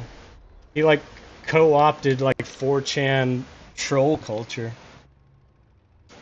Oh yeah, that's a whole other thing, but I'm talking about like middle-aged to boomer, like, Yeah. you know, low class, like, Yeah. people that are like, you know, they're not on the Chan boards, they're not trolls. Sure, yeah. They're just like regular Americans who are like, Trump is my savior, you know? Yeah, I think that's the evangelical stuff. Like, I don't know how, like, I know the QAnon had a lot to do with that, which, like, ties into all the 4chan and all that shit, but, I know that they had a huge role in, like, in painting him as, like, the savior, the Christian savior of humanity, who's gonna, like, come and clean out all the pedophiles and all that. But, I think it's also just like kind of smart campaigning on the part of like all those think tanks and PACs, like Heritage and everybody, who they're the ones who are really the masterminds behind that, like co-opting the QAnon and the 4chan stuff, and like building the Trump campaign around that, and like the Pepe memes and all that, and the red pill culture, everything. Because they basically like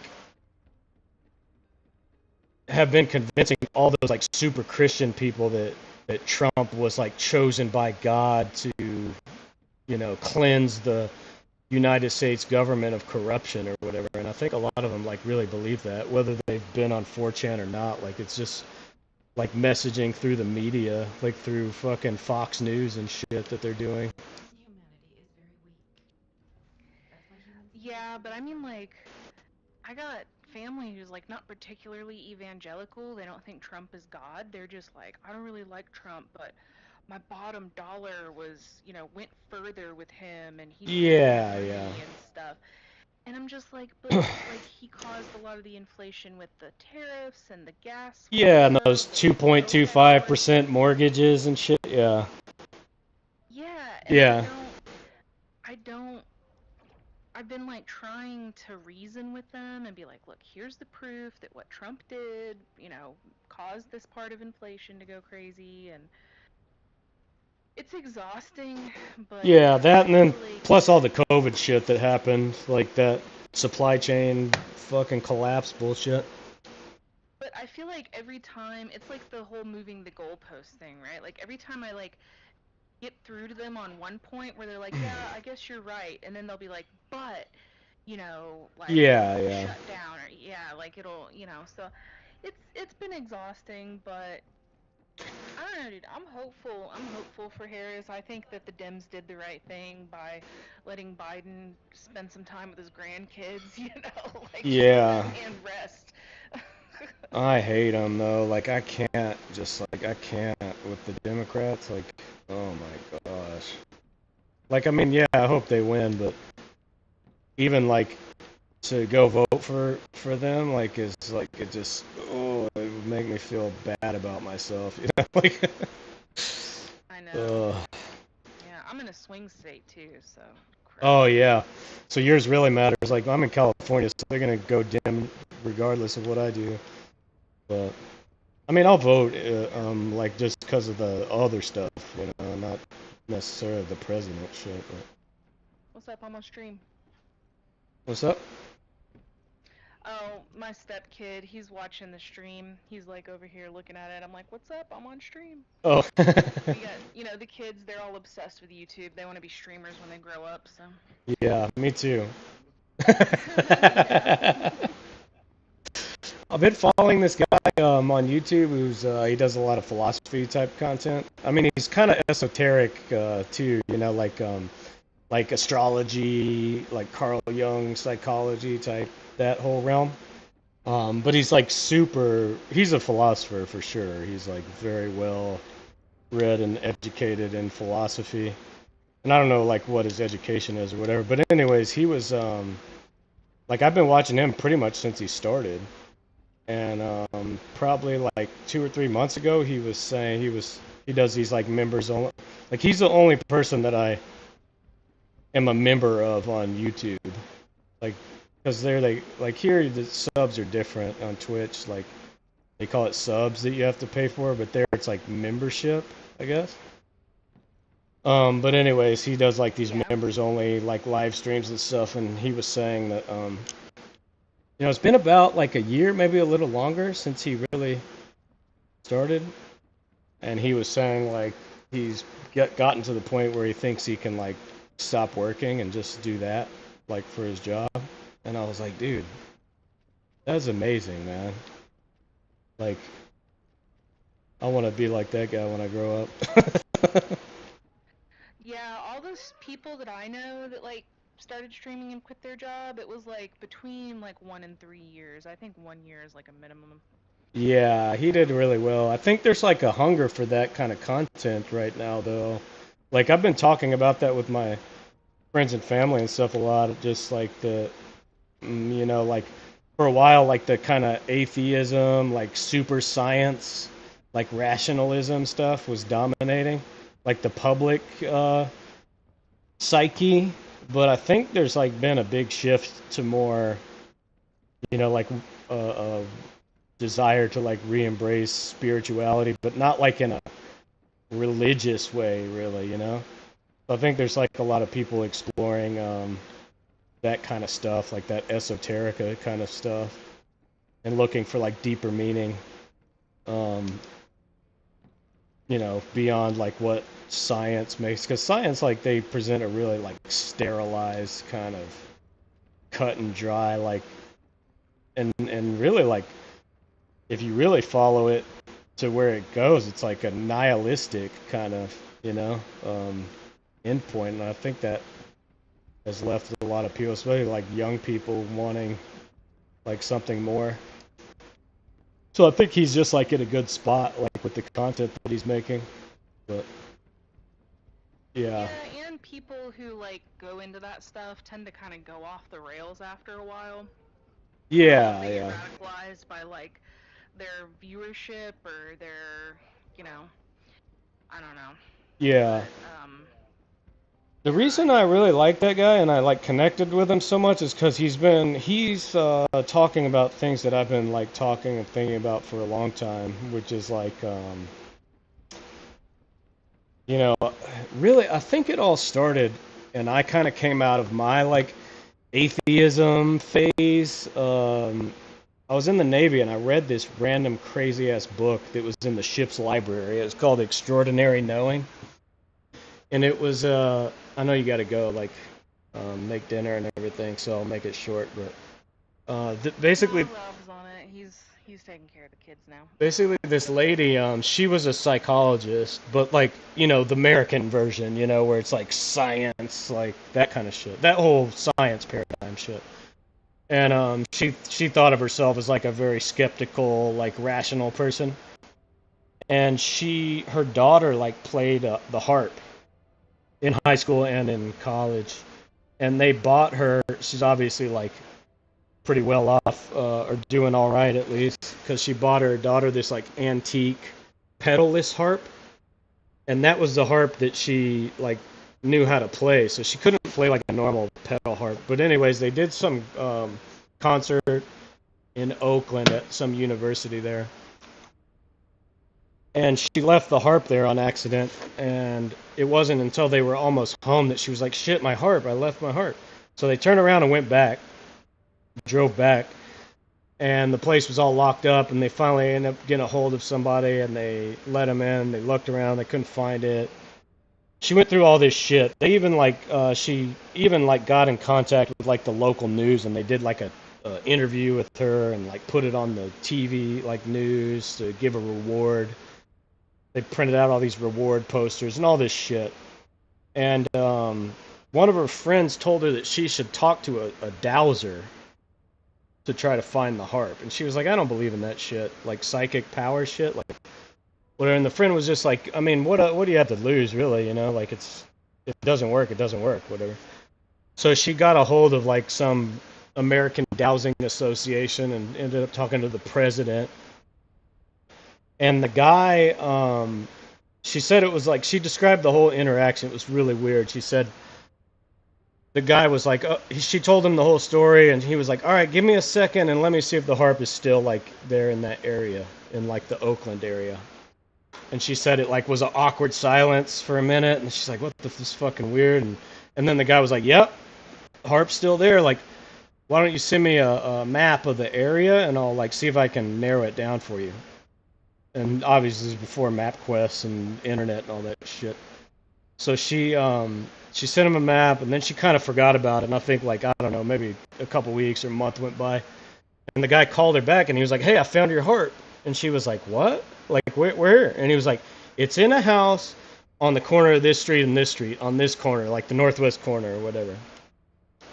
So she went there, and nobody answered. So she put up, like, she had some reward signs, like, left over, so she, for like a 2-block radius around the house, she put up reward signs.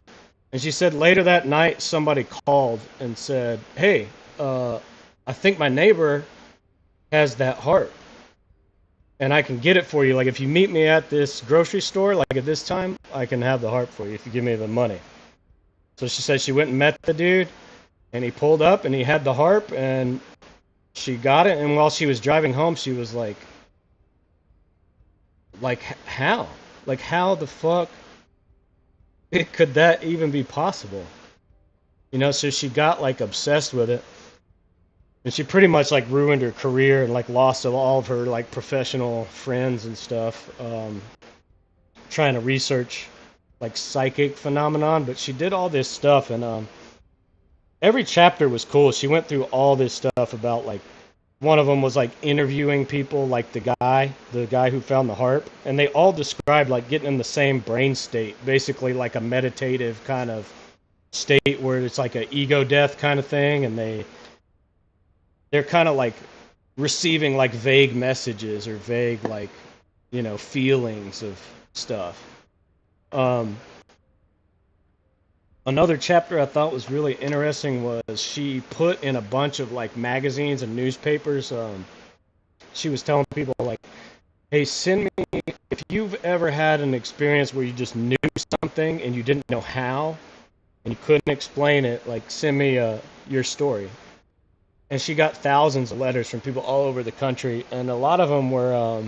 She had a few different categories. Like one of them was one of the biggest ones was like I just had a bad feeling that something happened to my dad or something, and it turns out that like they had had a heart attack or they had been in a car accident or something like that. Another big category was people said like I was thinking about like my friend from fourth grade that I haven't talked to in 30 years, and then they called me on the phone while I was thinking about him. And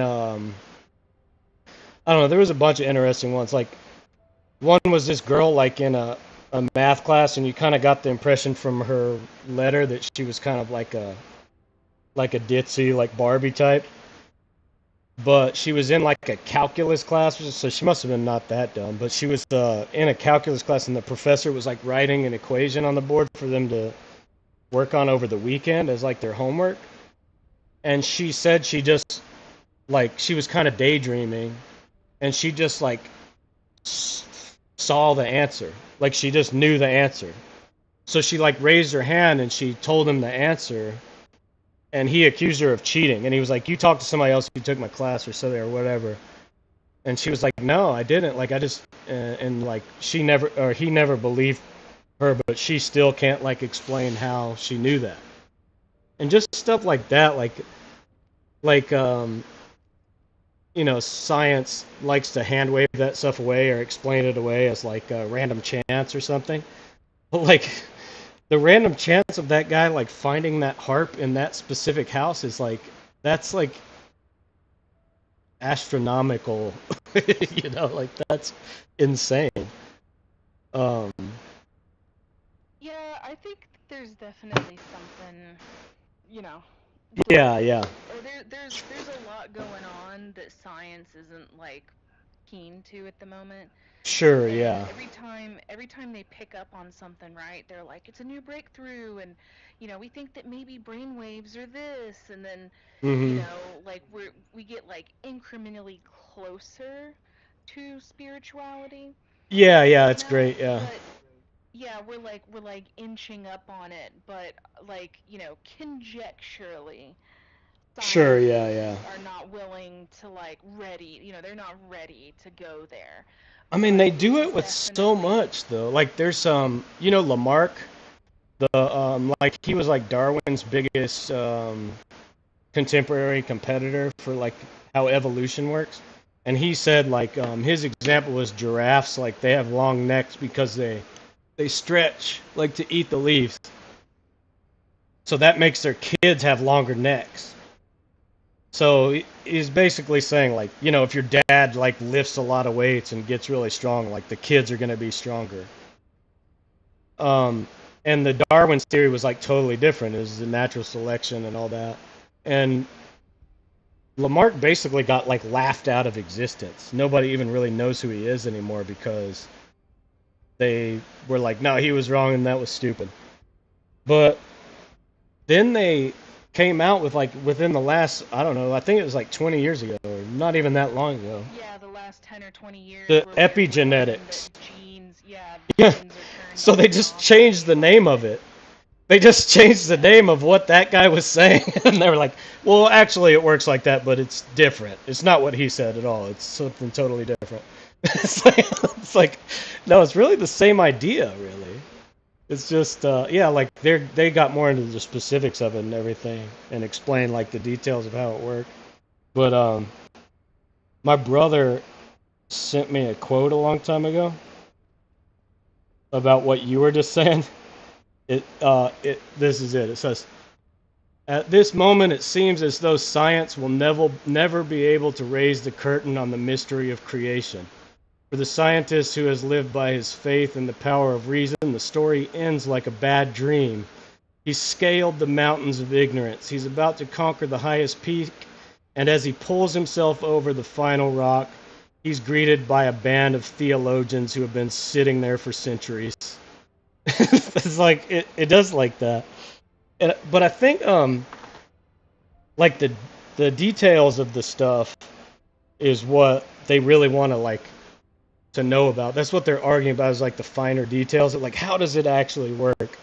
But I think there were some philosophers like around the time of, like in the early 1900s, like around Einstein and like Paul Dirac and all that. So when all that was going on, in the birth of quantum physics, there were some philosophers at the time, like Albert North Whitehead, who kind of saw the writing on the wall that like the confines, the box of like physicalist reductionist science was not going to allow for the way reality works to actually be explained. Like it has to change. The whole paradigm has to change before science can understand the way things work. But they keep going down these like Einsteinian rabbit holes and trying to, basically fit a round peg in a square hole with like making everything agree with everything that Einstein said. Did you ever watch Oppenheimer? The Oppenheimer movie? Yeah, I loved it. I thought it was so good. There was this moment at the end, right, where like Mm-hmm. how Oppenheimer like goes out to the little pond and he's talking with Einstein, and that Mm-hmm. politician is like, "I know he poisoned Einstein." Yeah, he's talking about me. He's like, and then at the very end we hear what Einstein actually said, and he's yeah, like, yeah. Y'all had brought me into this convention to tell me how wrong I was. You remember that?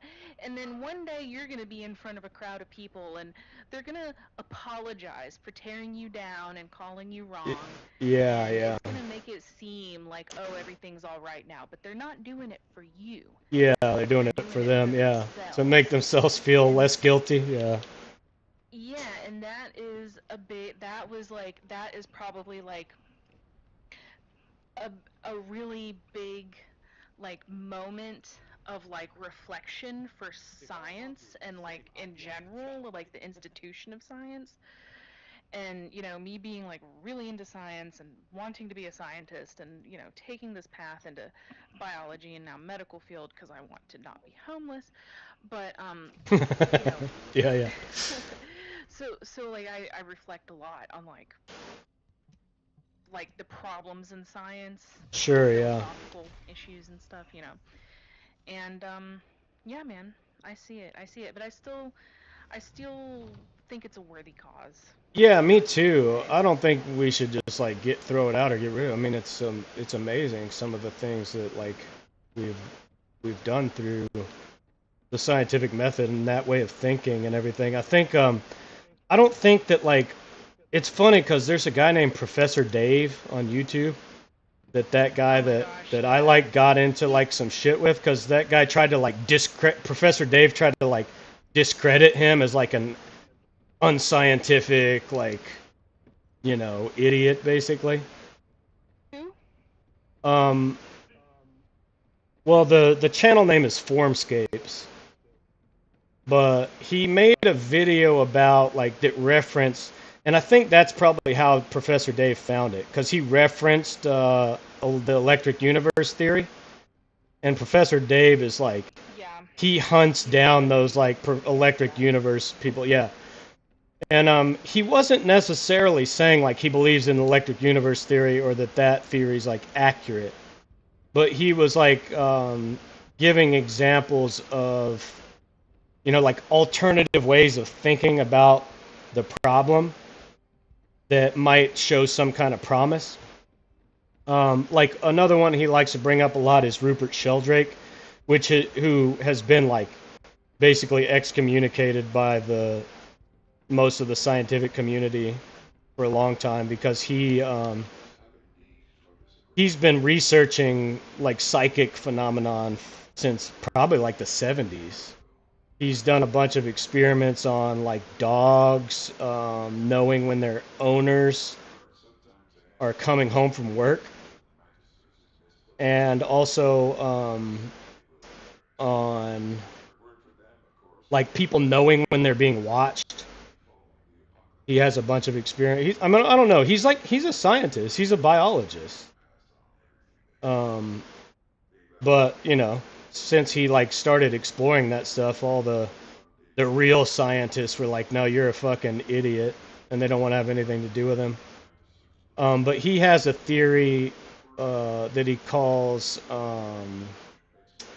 morphogenetic field theory or something like that, morphogenesis, where he talks about that, and that's why, like, I think he brought up the electric universe stuff, because Rupert Sheldrake's stuff is basically saying that like genes aren't the whole story when it comes to like the morphological development of an organism.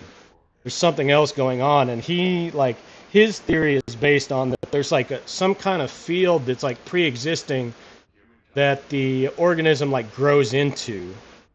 That's like I think he found a lot of favor with like the Alfred Whitehead philosophy and the process philosophy people, because it's similar to what they're saying.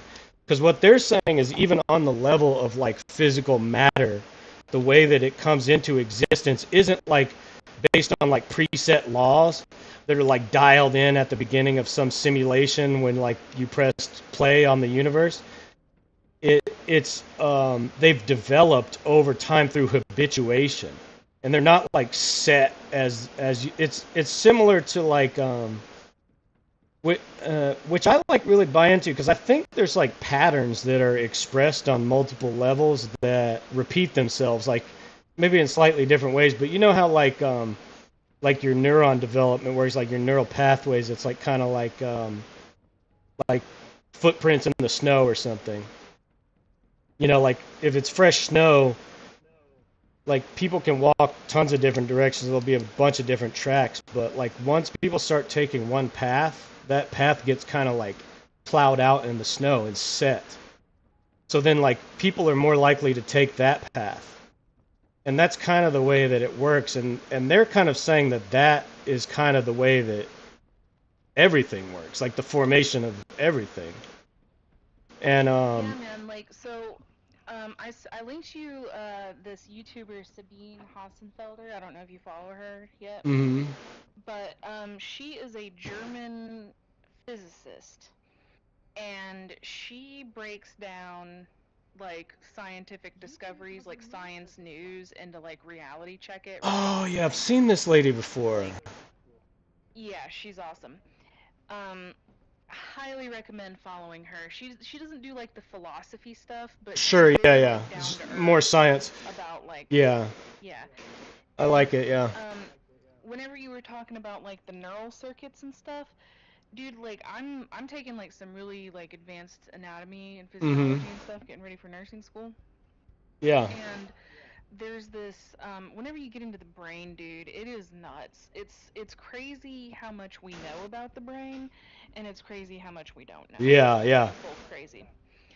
Sure, But yeah. whenever you form memories, they Mhm. have like, they can follow the electricity through your little, jelly sack up there. Yeah, it's like a And reconstruction of that brain state, right? It's not like a stored memory like how computers do it.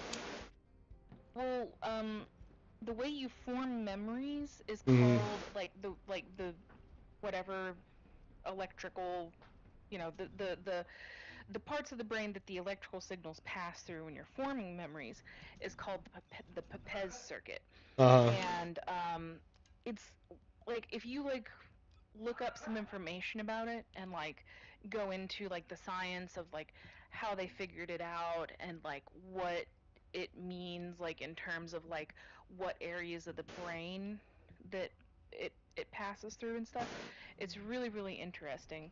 Um, Highly recommend looking at it, especially if you're getting into like some of the Yeah, yeah. why do people know this stuff kind of thing, you know. Yeah, really interesting stuff. Yeah, no, I love that stuff. Yeah, I'll check it out. The pet circuit I've never heard of. I mean, I know about like the kind of like your um, memory being like linked to smell and emotion and like the mammalian brain and the what do they call that? Um, like the three layers of your brain, like the R brain. What's the other one? Like the liminal or whatever. That's like the memory formation, and the smell's like really linked to. And then like the neocortex is like the rational or whatever. But I'm not familiar with those terms. yeah, some people call it like the mammalian brain or something, but it's like it might be part of that. I don't know. I have to look at it. The Pepez circuit or whatever. Like the brain stem and the midbrain and the Yeah. cortex and all that. Yeah, like the brain stem and the base of the brain are like they call a lot of people call it the R brain or reptilian brain. That's like the super basic shit, like your fight or flight and your autonomous like breathing and that kind of shit. But then like the memory, the one that's like linked deeply to memory and dreams and like I can't remember. I don't know if they call it the liminal brain or the well, I know they call it the mammalian brain. Some people call it that, but it's like deeply connected with smell and emotion. Like, which makes sense. Like if you think of like other mammals, like how sophisticated some mammals are in their ability to like express emotions and to feel emotions. You know what I mean? Like dogs and stuff even.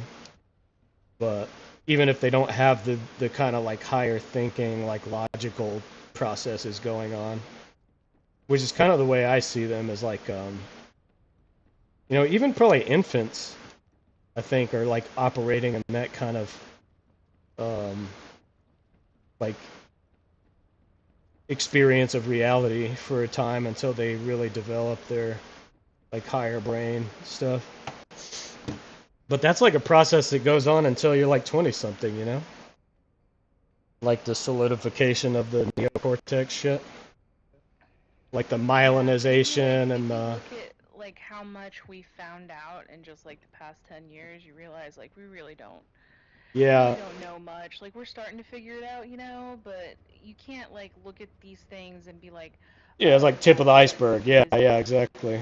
Yeah, everything that we've known for the past 50 years, every few years we'll come by and we'll be like, yeah, that thing we've known for like 100 years or 50 years, totally off base, or like we missed the mark by yeah, sure, yeah 6 inches, That's like what I've always been advocating for, those like to kind of like suspend disbelief or like remain agnostic about things in general, because like it might be like you're getting a lot of insight and you're understanding a lot more, but I really don't think, even like when you start talking about like the limits of human knowledge and capacity and like ability to know things, I think that there are limits on that makes it to where it is completely impossible to ever fully understand everything. You know what I mean? Like it's like, not to say that that's like an exercise in futility or anything, because it gives us so much benefit and so much more ability to like be in the world. But I think at the same time, like it's kind of arrogant to assume that you'll be able to ever fully like master and control everything and understand everything. You know what I mean? So like a lot of those science people, they do rub me the wrong way. Like the, you know, like those kind of just like new atheist era, like Neil deGrasse Tyson, Richard Dawkins, those guys. Like, not that I think they're bad guys. Like I think I could get along fine with those guys, and we could have good conversations. Like everybody be friends and stuff. Like I'm not saying that they're not smart or anything, but I think there is a level of arrogance that goes with like, you know, I even see it like with Neil deGrasse sometimes, like the way he like kind of talks down to people, or like how Professor Dave was doing with that guy. It's just like, no, you're an idiot because like what you're saying doesn't fit with like the current paradigm or whatever. You know what I mean? I kind of like the way that Professor Dave breaks things down, but I do feel like the way he goes about it is super inflammatory. Like, Yeah, she's like it's so pedantic, funny too right? because Like, I started following him because I took an online chemistry class, and my chemistry teacher was like, oh, by the way, here's a video that goes with the lesson, and like half of those videos were Professor Dave. oh yeah, yeah. So I clicked follow. I'm like, dang, this guy's got some good content on biology, chemistry, you know what I mean? And then I started getting updates for him, and he would be like, Fuck you this know, guy, fuck this guy. so-and-so is an absolute fucking idiot.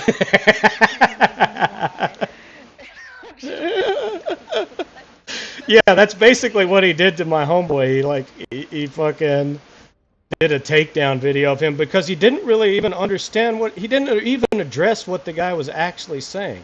He wasn't advocating for electric universe. The whole video that he made was about the title was How Science Became Unscientific. And he talks a lot about some really legit shit. He starts out the whole video talking about how scientific journals became like pay per view type fucking publications. What's his YouTube? I'll put it in the chat. Hold on. It's Formscapes is the name. But he talks about how the guy who was responsible for monetizing all the scientific journals and making like basically denying public access to scientific information, which is like the opposite of what science is supposed to be. That's kind of like what the whole premise of the video was. The guy who was responsible for that was what was his name? Robert. What was the fucking Epstein girl's name?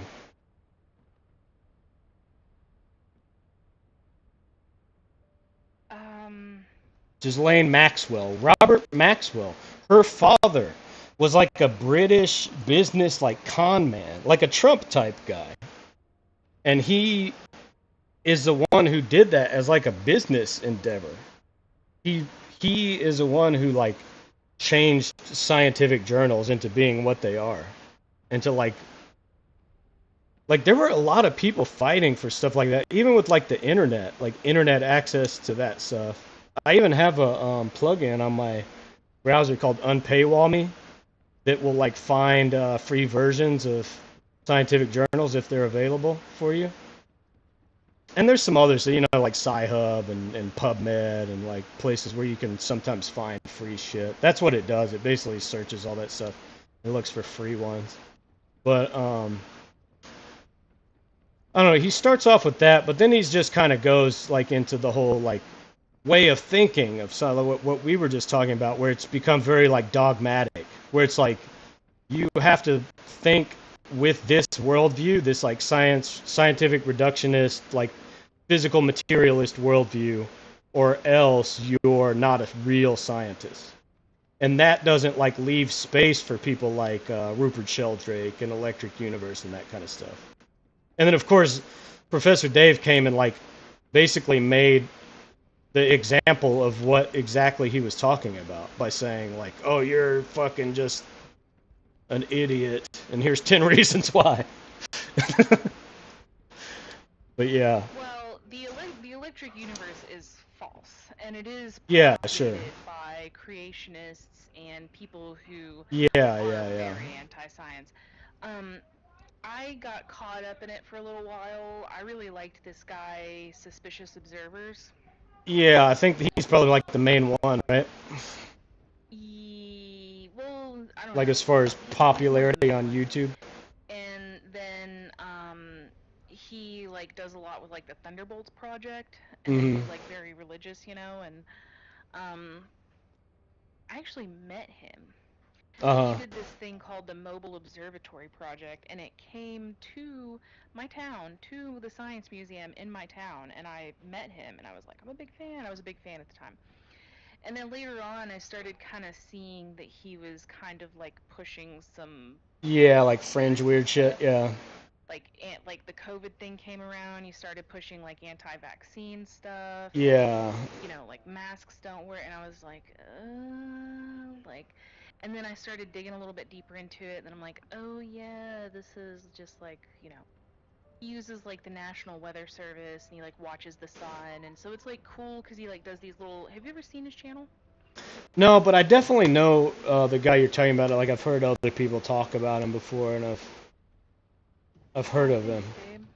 You make the best mac and cheese. So, um, well, he does. It's called Suspicious Observers, and like at like 4:30 in the morning every day, he uploads like what's the sun doing, what's the weather doing, what's Yeah, you know yeah, any natural like what earthquakes happened overnight in the past 24 hours, what you know, and it's like it's information that people don't get from like mainstream media. yeah. Right, yeah, yeah. And then like at the end he'll make predictions, and you know he talks about Yeah, science sure. topics and stuff, I but think like a lot of over those time guys I are started probably realizing that wrong, he you was know, like, pushing this yeah. narrative of like creationism, and it was like it kind of soured it for me, so I'm Oh, like, I this see, I is see. so cool, Yeah. but you're doing it for the wrong reasons. You know? Right. Yeah, even the like the intelligent design people, um like sometimes some of the stuff they bring up, like I know it's all coming from a place of like an agenda that I don't agree with and I think is pretty obviously false. In a way, you know, like cuz it's if it's like based on like evangelical Christian like biblical literalism type shit or whatever, then I definitely don't agree with that. But sometimes some of the stuff they bring up is really like that is weird, you know. Some like I'm not necessarily talking about like the anthropocentric stuff, you know, where it's like how was this universe created, you know, especially for us so we can live. Like and a lot of their stuff is that, but just I don't know, some of the stuff that they have brought up like makes me think about like some of the more philosophical shit like on a, like a cosmogony level or whatever, like the Leibniz stuff, you know, like the best of all possible worlds. That's kind of they've kind of like adopted that whole thing, I think. But I read a book, like it was a novel by an atheist guy who was trying to like play devil's advocate as a creationist. Like so he wrote the novel kind of like from that perspective. And it ended up being really good. It was about a guy who had cancer, who was like, God, a loving, like caring God would never make a world with like cancer and parasites and mosquitoes. He's like a biologist or a paleontologist or something. But these aliens show up to the Earth and like ask for his help figuring out some kind of like, you know, problems that they've been having with like evolution type stuff. And it's really cool because the aliens are like super religious, which is opposite of what it usually is. It's usually they're like so scientifically advanced, they're way beyond that. They're way too sophisticated to believe in God or whatever. But the aliens are like, well, I wouldn't even call them religious. They're like spiritual though. But they're trying to solve some like problems about like supernovas and different shit and Like Dune, where everybody's like, oh yeah, they go on a jihad or whatever. Yeah, yeah. Yeah, I like that guy has a video about Dune too, like supplanting Star Wars as like the science, the sci-fi like paradigm, like pop culture paradigm, and that being kind of like a sign of paradigm shift or whatever, which is really interesting too. But But yeah, I like the book like really deals a lot with his cancer and his like some of his like tragic events in his life and stuff. And his, I think he's like got terminal cancer. But I don't know. It was really interesting. But sometimes some of that stuff makes me think. You know, like kind of like the story I'm working on deals with that shit a little bit. Go check out Suspicious Observers. I know you're not gonna get caught up in the whole creationism bit of it, but like I don't know if you like get up early. I get up early, but Yeah. whenever I get up, Space weather news. Oh wow, yeah. yeah. So he'll be like, you know, like okay, Yellowstone, Venus, solar updates. Like every day, it's like between 2 and 5 minutes long. So keep it short and sweet.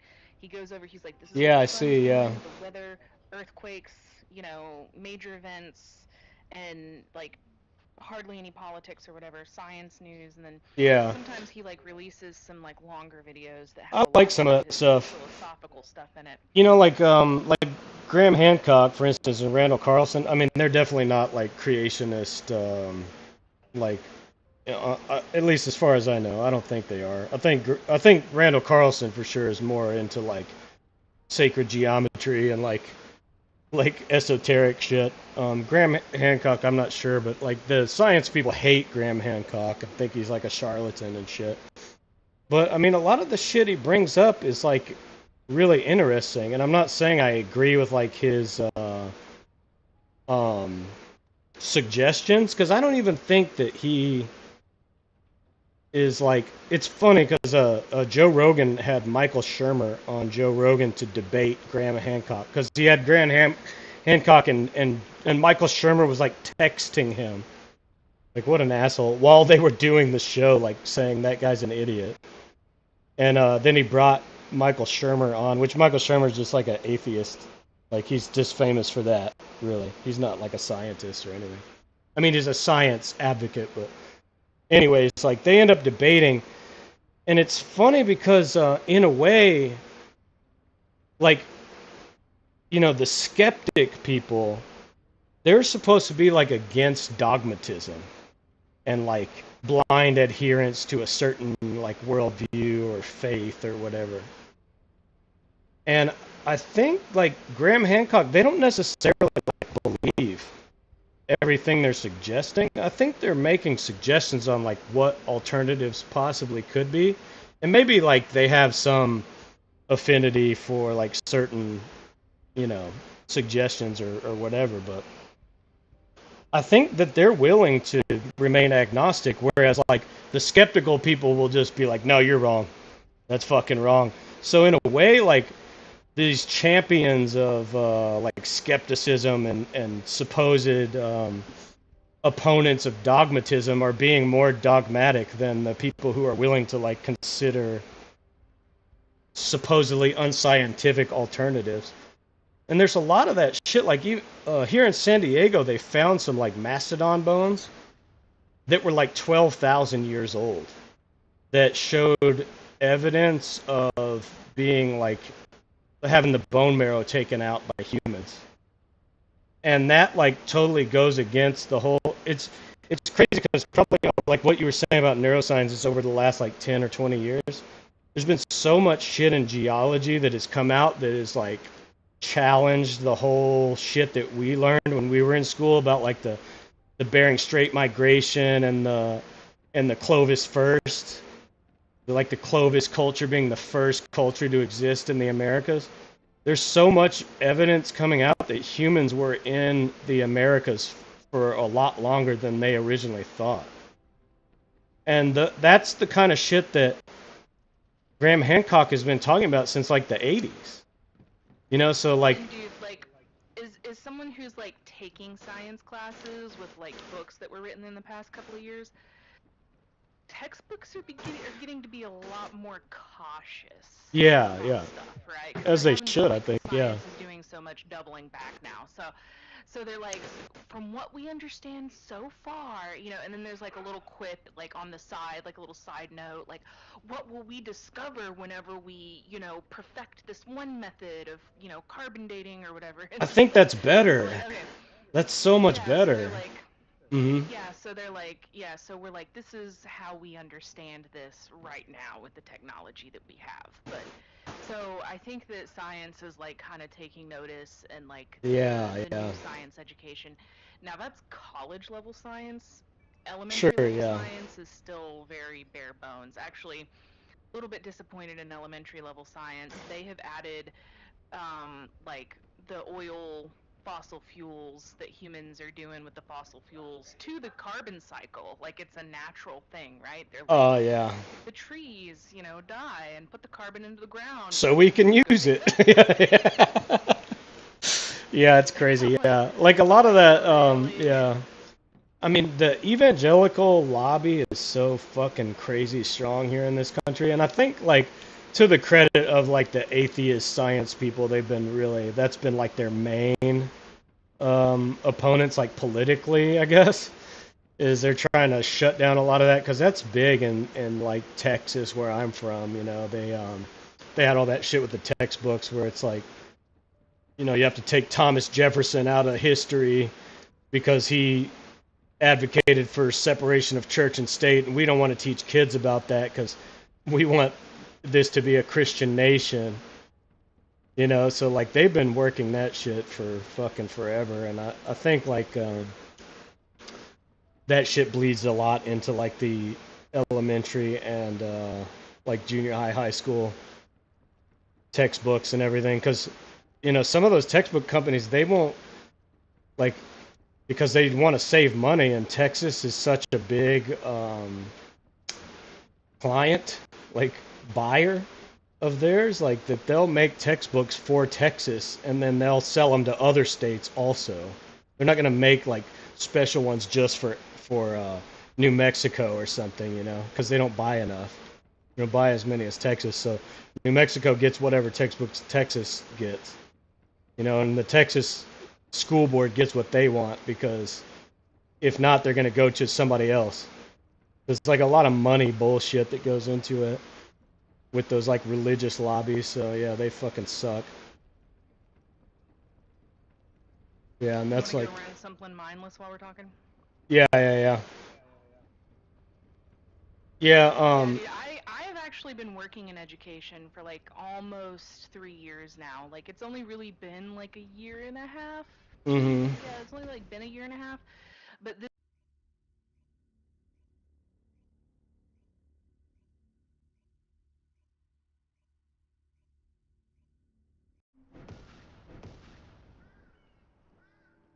Oh shit, you cut off.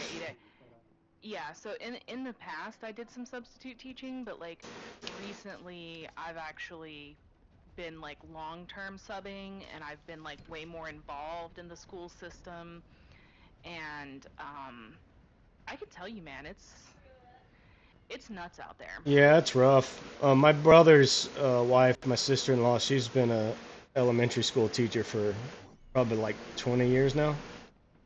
And my daughter was like thinking about becoming a social worker for a while, and I was like, oh man, like if you really feel like called to that, like go for it. But I think like what happens with a lot of people and why a lot of people are like not the best teachers they could be is because they once they get like wrapped up in the bureaucracy and the limitations of those systems, they're just like, man, fuck this, dude. This is fucking bullshit, and they get like burnt out on it. And like social work is definitely like that. It's like, you can't really do or say what you would do or say, like personally. You have to like work within the limits of the system, and it's like it feels like really stifling to a lot of those people. They feel like they're not really able to help people or do anything about, you know, like kids who are in danger or kids who aren't being taken care of like the way they ought to. There's like, it's like basically they're like witnessing child abuse or child neglect, but they're you know, because of like the rules and like what is required to, you know, show what it is. Like I even had that stuff like with me with my situation with my ex-wife when I was like deployed and she was like struggling with addiction stuff, and I tried to get the CPS to like check on my kids, and they were like, "Oh no, everything's fine there," you know, because she. There's food in the fridge. There's water in the house. The kids don't have visible. Yeah, exactly. Yeah, yeah. Yeah.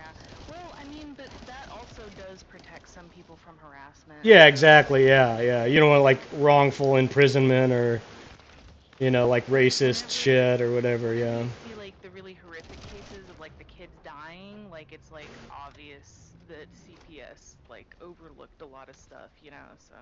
I don't even know if it's like because I don't think like the lady I was talking to, I even told her like, no, I know, like I know, and she was like, yeah, I mean, I'm sorry, I wish there was something we could do, but there's like, you know, because somehow she found out, and she like, I don't know if they went there, tried to call or left a card or something, but she like cleaned up everything and kicked everybody out of there and like made it look like everything was fine, you know. So when they came and talk to everybody and they didn't like get any indicators that are on their checklist or whatever, they couldn't, they legally couldn't do anything, you know. And that's basically what she was telling me. It's like, there's, you know, I believe you, but there's like nothing that we can do about it because it didn't meet any of the like objective criteria, which, like, you're right, yeah, it protects people from just like wrongfully getting their kids taken away and whatever, but Yeah, you know. it's a give and take, you know, and it's all a numbers game. I took like statistics and stuff, and I'm like, oh, you see, you know, the numbers do matter and stuff. Sure, yeah. I feel like with public school, it's like I feel like public school is such like a mishmash of just like political fighting that it's like a Frankenstein's monster basically. You know, it's not like it doesn't really do what it's intended to do. It's more of just like a social conditioning program. You know, and like when you look into the history of some of that stuff too, there's like some really fucked up shit, like the father of American education based it off of like the Prussian education system, which was like a psychological, like it's basically like the same system like that the Nazis adopted, and the even like the word school and like scholastics, like the scholastic system that it's based on comes from the Catholic Church, which was used as like a system of indoctrination and like making people be Catholic, you know? Like, we're going to teach them how to read and write and understand the Bible so they can believe in God the way we want them to. And Yeah, but I mean, so the school system serves a purpose, and even things that were like, you know, born out of eugenics and stuff, like, you know, abortion and, you know, things like that were born out of a really terrible thing have been repurposed for the goodness of humanity, like through, you know, trial and error and public pressure and stuff. But like when it comes to the school system, like all I can say is that I am really, really glad that I got the education that I did. Um, but I'm also like, it's almost like a curse because we studied the Holocaust and World War II every single year for like wow, 5 years. that's crazy. Yeah. Yeah, it was like, we're going to cover the Holocaust for the next 6 months, like an entire semester of the Holocaust. And even in my senior year, we went to Germany and I went to a concentration camp for like our senior trip. Like, hey, you know how we study the Holocaust every year? Well, guess what? We're going to go to a concentration camp. Go out there and make a difference in the world, you know? Oh, Like, we that's made crazy. it. Yeah. I mean, they didn't literally say that, but I mean, Sure, we yeah, really yeah. did go. I went to Dachau and I visited Dachau in Germany, and you know, a lot of other stuff too. But so this whole rise of fascism thing is like, it's hard for me because I'm like, you know, this and that and the causes of it and, you know, like the intricate details. Yeah, yeah. It's like how it reflects history, and people are like, yeah, but my taxes. Yeah, yeah. But inflation, and I'm like, Yeah. that's part of it, don't you see? And like they're like, but They did it on purpose. I'm like, oh my god. Yeah. Like, It's no, yeah. First of all, it's like inherent in the system. Yeah. But you know, like, there's no escaping it. exactly. Yeah. But yeah, yeah. It's been really rough, but I gotta say that like the kids these days are like whatever No Child Left Behind did, it's leaving all the children. It's like, you know what? Oh yeah, for No sure. Child Left Behind. Throw them all in the dumpster. Yeah, it's I was there for that, and I like was outspoken on that at the time, that whole George Bush shit. Because like it was just like basically tying school funding to their standardized test scores, which standardized testing is fucking bullshit anyways. But that's why those schools in Atlanta got caught cheating, and it was like that big scandal because they were, you know, giving their kids the answers to the tests or whatever. There needs to be some kind of metric, but yeah, I agree that like the funding shouldn't be a part of it. Yeah, You know, yeah. it should be more like you know, like the CDC. Like let's take surveys, let's figure out where the numbers are and where we need to go from here. I mean, that's just like classic Republican shit to me. They do something and they call it the exact opposite of what it is. They make it sound like it's like taking care of all the poor kids and like, oh, the poor kids are going to be better off because of this, but they're actually much worse. It's like this is only for the rich kids, because I really think that their like ultimate desire is to get rid of public school completely and like privatize the school system and give people like vouchers. 'Cause they've been talking about that forever. Even back then they were talking about that, like how they want to give people vouchers to be able to pay for whatever public or private school that they want. And oh yeah, they're doing it too in a lot of states. They're even yeah. doing it here in a Democrat state, North Carolina. Well, it's a swing state. Yeah, yeah. Democratic governor right now. And also they want to get rid of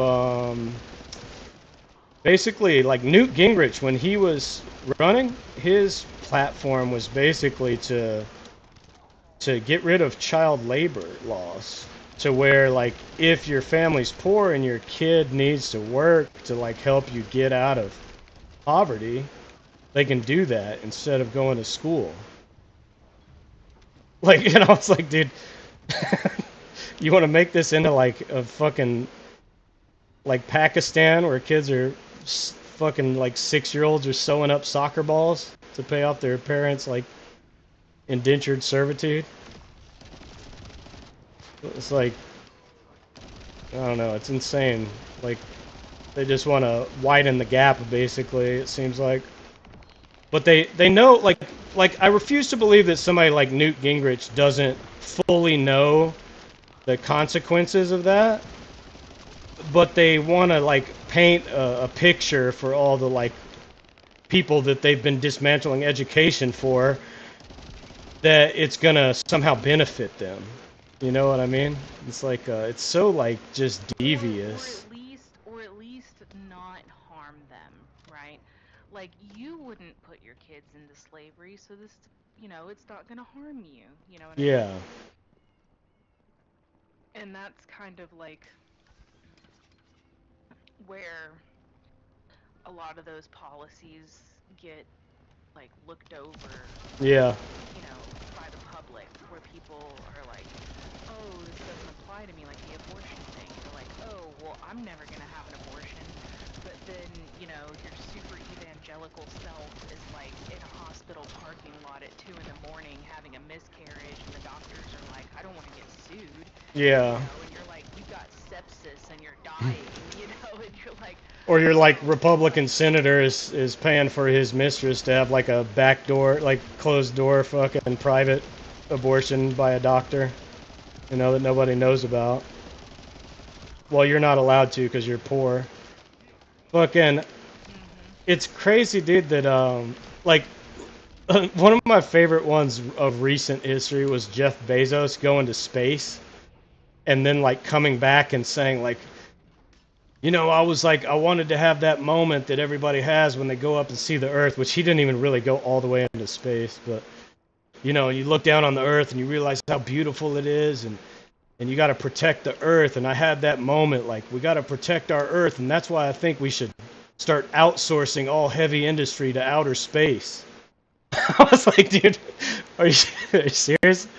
There's like actually, fucking Brandon really liked that show, the Expanse, where they have like a whole like subhuman race basically they're like bones, like they all have like degenerative bone diseases and stuff because they've been working the asteroid belt for generations.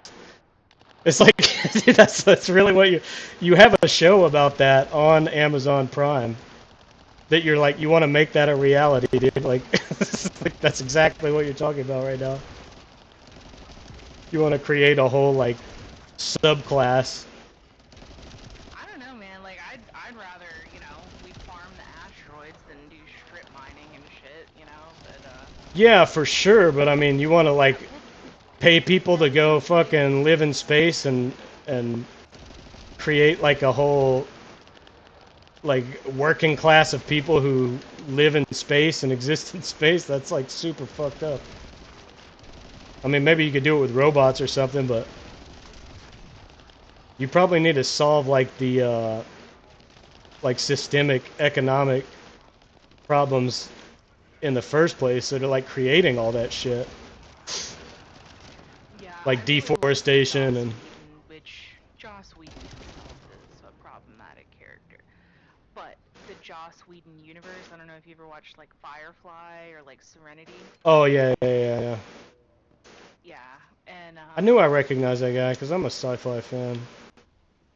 yeah, where like the like space is like the Wild West, and like sure there's like this super dominating government, but like once they learned how to terraform, people were like, you know what, I'm gonna go to this planet. Yeah, I'm I'm out of gonna, here, you know, dude. have a little commune, and Become you like know we're gonna the grow Fallout food. vaults, just like social experiments.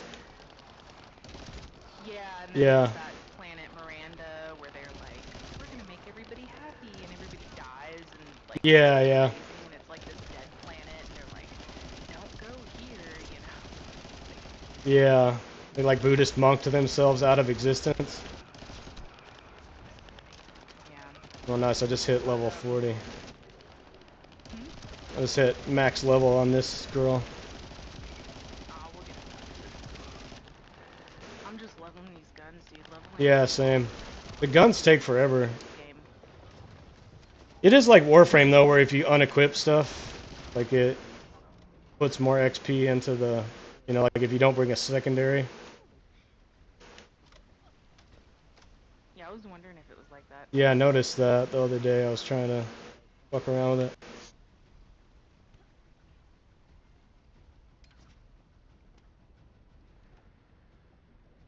But yeah, I kind of feel like I've even been thinking about that a lot with like the stuff we used to like the politics stuff and the socialism stuff and everything. And like I was just thinking about like Marxism in general and how like that's based on because back then like so many of those guys in that era were like obsessed with like getting on board with that new um like worldview of like science and like veracity and like you can prove this and it's like this is a scientific theory. This is not like some kind of speculative, you know, like subjective idealist thing, like philosophical idealism that they were trying to like distance themselves from. Because I always knew that like, you know, that he stole like the kind of Hegelian dialectic idea, that process of like thesis, antithesis, synthesis, whatever, and applied it to class struggle to make his like he even called it the same thing. Like Hegel called it the dialectical process, and he called his process dialectical materialism because it's like it's a materialist. It's based on like science. You want to stay or dip out? We could stay because I still gotta level these guns. But if that whole kind of like worldview is shifting, you know, to account for like quantum like physics and all that shit, and some of these like, you know, like what process philosophy has been talking about since, you know, like the 30s or whatever. Then like I think the way, because people talk about that a lot in like the political and like cultural theory stuff. They talk about like, it seems like the way that Marxist philosophers kind of, they started with a like, you know, here's the way to do it. That like a lot of it revolved around like central planning and like accounting for, you know, like all these variables and like an economic system that like a lot of those were like utter failures. And then they started like wondering about like the feasibility of that, you know, and like how could we make it work that's like not capitalist, or a lot of them like proposed, you know, some of the ones that I was fans on like proposed theories that like tried to use capitalist or at least market strategies to like solve the problem of like distribution. But then a lot of them shifted to like wondering if it's even like, how can we even imagine, like Mark Fisher and even Zizek are like famous for questioning like whether it's even possible to imagine a non-capitalist like setup, you know, because like every time somebody like tries to generate something, it like, well, first of all, it already has to tie into like the existing networks of stuff, you know, like there's got to be a way to make it like self-subsistent and not like just on the level of a commune, because there's lots of communes that do it like on a small scale, but like to make it like a national level thing or even like a civic level thing, it needs to tie into like the rest of the greater world. And like how do you do that? And also like if anybody forms something that's like a protest against capitalism, it just becomes like assimilated. You know, it's like, watch this movie. Go pay like $30 to watch this movie about like how you shouldn't be paying $30 for shit for movies, like, or you know, and buy the T-shirt and fucking subscribe to us. You know, donate money and all that shit. So like, I don't know like the answer to that either, but I think like the way out of that whole forest is to basically follow that like paradigm shift to where it's like, what's be on the other side of like reductionist physicalist materialism, like what is possible like in that space beyond that, because like we haven't even fully like got to that. And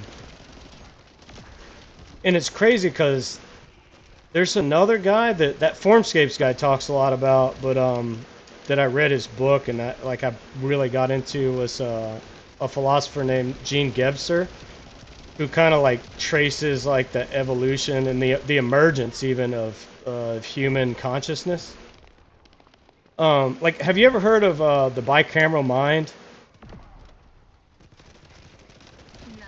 There's this guy, Julian Jules, wrote this book, I think like, I don't know, maybe in the 50s or something, about the bicameral mind, and he uses all these like references in literature and like mythology and stuff about how that humans before like the scientific revolution, basically before like the emergence of like modern society, like the Industrial Revolution and all that stuff, that our ancestors basically, they didn't think of this voice. They had, you know, like your internal monologue or internal dialogue, that they didn't think of that voice as themselves, that they thought of that voice as their ancestors or the gods or God or whatever. And he like uses all these like examples in like literature and stuff. But that's kind of like a more simplified version of what Gene Gebser is talking about. He's talking about like that basically in the very beginning of like human evolution, that at some point humans were like basically like animals, and they didn't have like a sense of self and stuff. What? Okay. Yeah, sure. What's going on?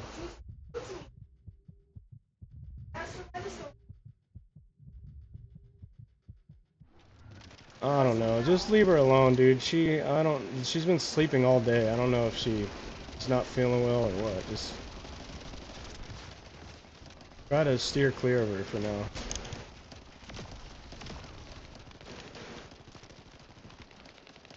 But yeah, dude was talking about like how that like in like art, he uses so many examples of stuff like in art, writing, like the formation of language, like etymology stuff, in like philosophy later on and everything, just about like the emergence of, he calls them structures of consciousness. And he says like the first structure was the archaic. That's basically like the animal kind of you know, like no sense of self at all.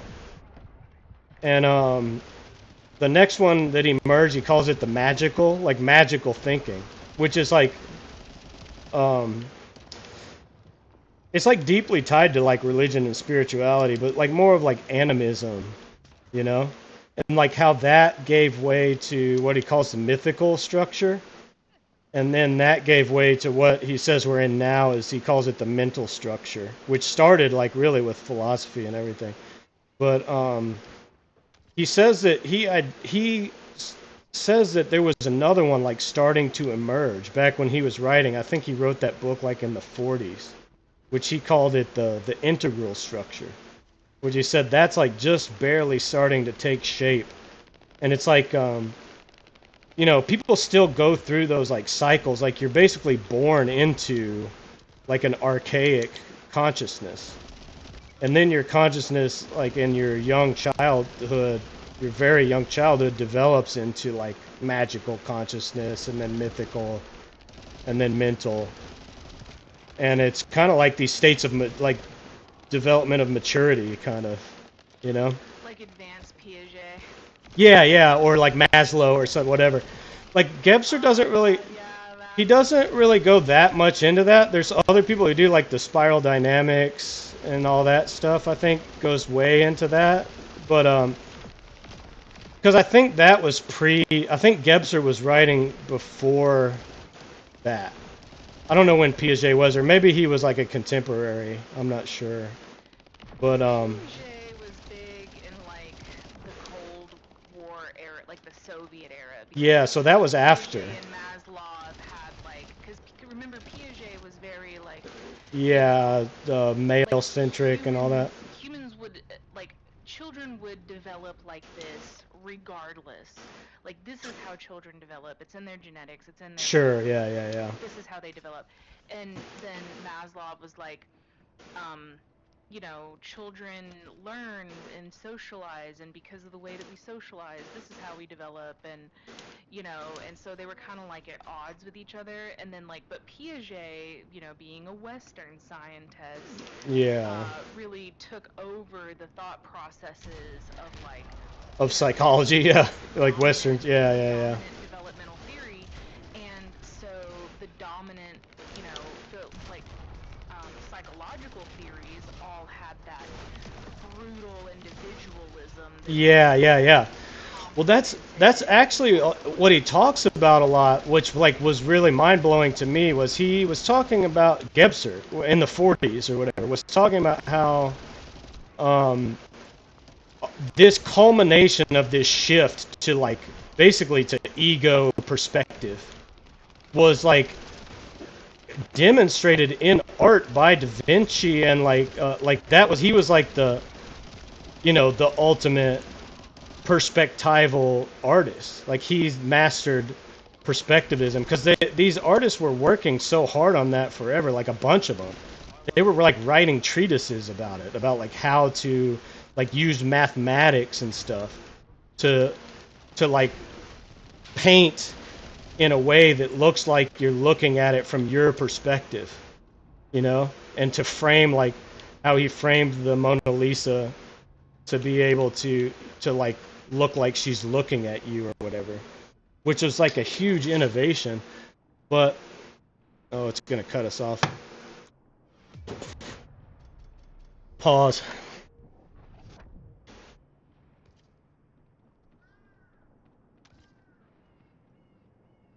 I guess you gotta move us back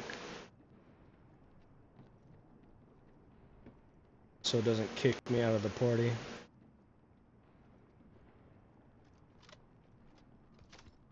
Yeah, man, grab all your gold. Get it. Yeah. Well, anyways, well, oh no, we're going. No, we're just talking, babe.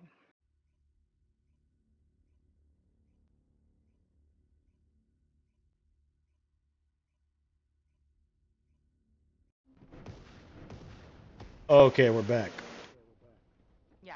So like broad strokes, he says like humans, like in tribes, they started this is also like part of religion and the development and evolution of religion and spirituality too, because he says like in the beginning, like Mother Nature was like the goddess basically of human. Like they revered nature as. Huh? Yeah, You gotta go. Real quick, do you have a mod called HP Collector? Do you go? Was it for Descendant mod? Yeah, Descendant mod. See if you have HP Collector. Why is that like a survivability must-have or what? It's like, Is it what color? Is it purple? Gold. Gold. MP collector. No, HP. No, I only have MP. I don't have HP. You do or don't have HP? I don't. Okay, that's what we're gonna do. We're gonna go farm that for you. Okay, continue. Sorry, I was All just right. like trying to figure out what mindless thing we were doing next. But it's like Mother Nature is like she will also kill you, you know? So they started like basically it was like a project in trying to master nature and to like control nature. And then so that's like a mastery of space, right? So like that whole project of like, oh shit, you can't hear me. Or maybe you can hear through the stream, I don't know. But that whole project of like mastering space and nature was like demonstrated and came to fruition in that period of art, of being able to like technically master like perspectivism in art. And also it had its like parallels in philosophy, which started with like the Rene Descartes, like cogito ergo sum, you know, the I think therefore I am thing.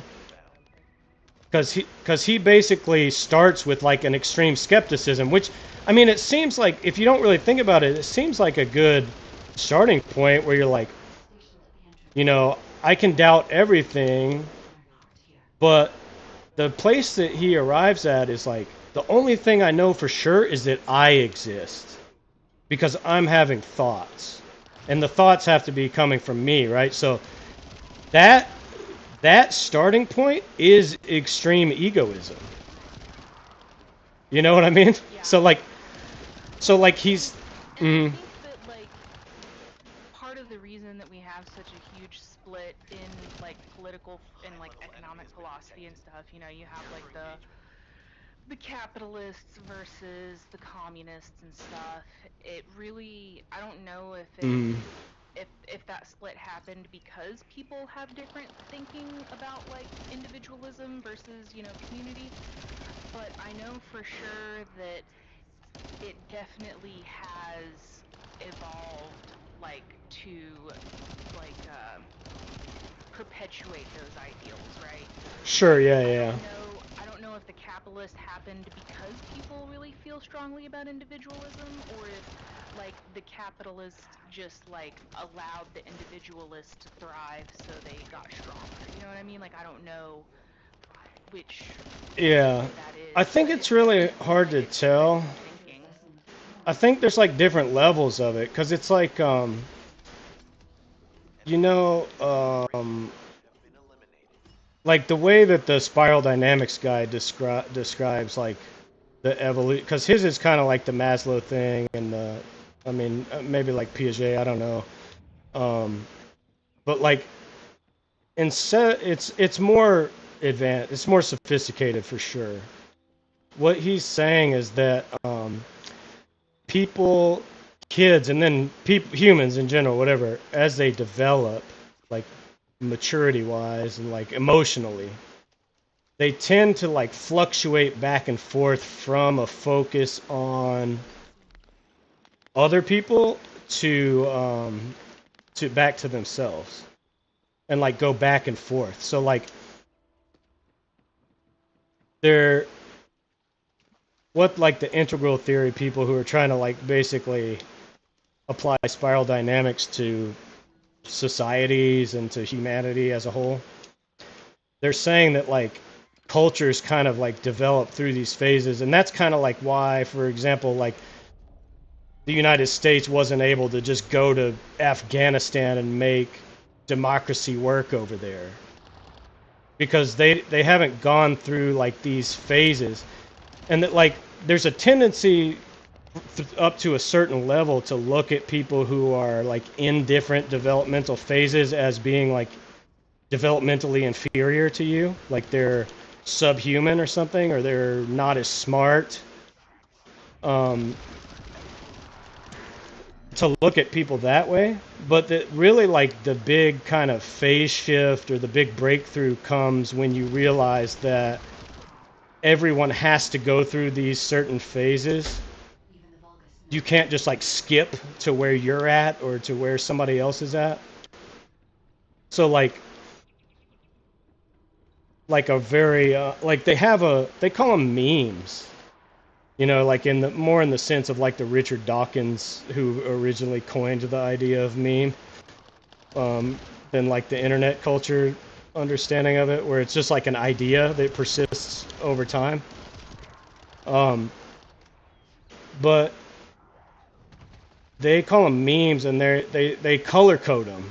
So like for instance, the blue meme is like very community based, but it's like very religious and rules and structure and like culty kind of, you know. And they believe that like without everybody following these rules, then society like breaks down, and you know everything's fucked, and people are just like back in the phase that preceded that, which is like super ego dominated, and it's like all about power, and like, you know, back kind of like the phase of human civilization that came before, where it was like empire building and conquest and all like focused on that, like domination based on like these what like Nietzsche calls the Homeric virtues, where he says like humanity shifted with Christianity into becoming more of like a slave mentality, where they value like self-sacrifice and gregariousness and like trying to get along with other people, and he thought that that was like a step backwards. This theory like posits it more of like well, that phase which they call red, like that power phase, is like. I'm gonna take us into hard mode, so it's gonna cut us off for just a second. Hold on. Okay, cool. But I don't think you can put these on hard, right? Yeah, you can. These like defense mission things. I don't know if you can still hear me when we're transporting on the stream or whatever. But yeah, that the religion like based stuff is like an advancement. It like builds upon that. And then there's another one, because so that one, the red is like obviously egocentric and like individual focused. But then the next one that they call blue, which is like a religious community basically, is like a development on top of that that tries to bring some like structure and order to it. But there's another one that shifts back to more individual focus, that they call orange, which is like that's basically like libertarians and shit, where they say like, okay, there's all these rules and stuff that we've created in this system that are really limiting, but the secret isn't like to just get rid of all the rules. The secret is to figure out like how to best navigate all the rules and like how can I play the system to work in my favor. And if I get really good at that, I deserve to be that rich, and I deserve like that's like that mindset. But then on top of that, there's another one that develops, which is like the hippie like counterculture movement of the 60s, which they call the green.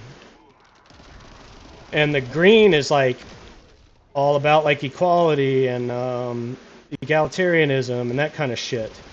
But they also like tend to do the same thing that all the other ones do, where they like look down on everybody. If you're not one of us, you're like doing it wrong. Like if you're orange, if you're blue, if you're red, and if you're in that mindset, if you're in that phase of like development, you're doing it wrong. And the funny thing about it too is that like it's not like those things ever go away. You know, like if the world went to shit, that's what all those like survival like Walking Dead and that kind of shit are about. It's like human society devolves back to that phase. You know what I mean? So it's like it's not like those things disappear. Where like in the it's always like people want to say like, oh, we've transcended this and now we're better than this and we like have moved past that. But none of that shit ever goes away. It's always like there in the background. But the big phase shift after the green mentality, which is basically like a socialist kind of worldview, and like wanting to make everybody equal and like make everything okay for everybody. And it is very like community focused. It is like a shift back towards like individual again, but it's a shift in a way that recognizes that like all those phases are necessary for everybody. So it's like it's focused on trying to like navigate through those phases. You know what I mean? And like how can we like upcycle everybody as much as we can? You know what I'm saying? So, and like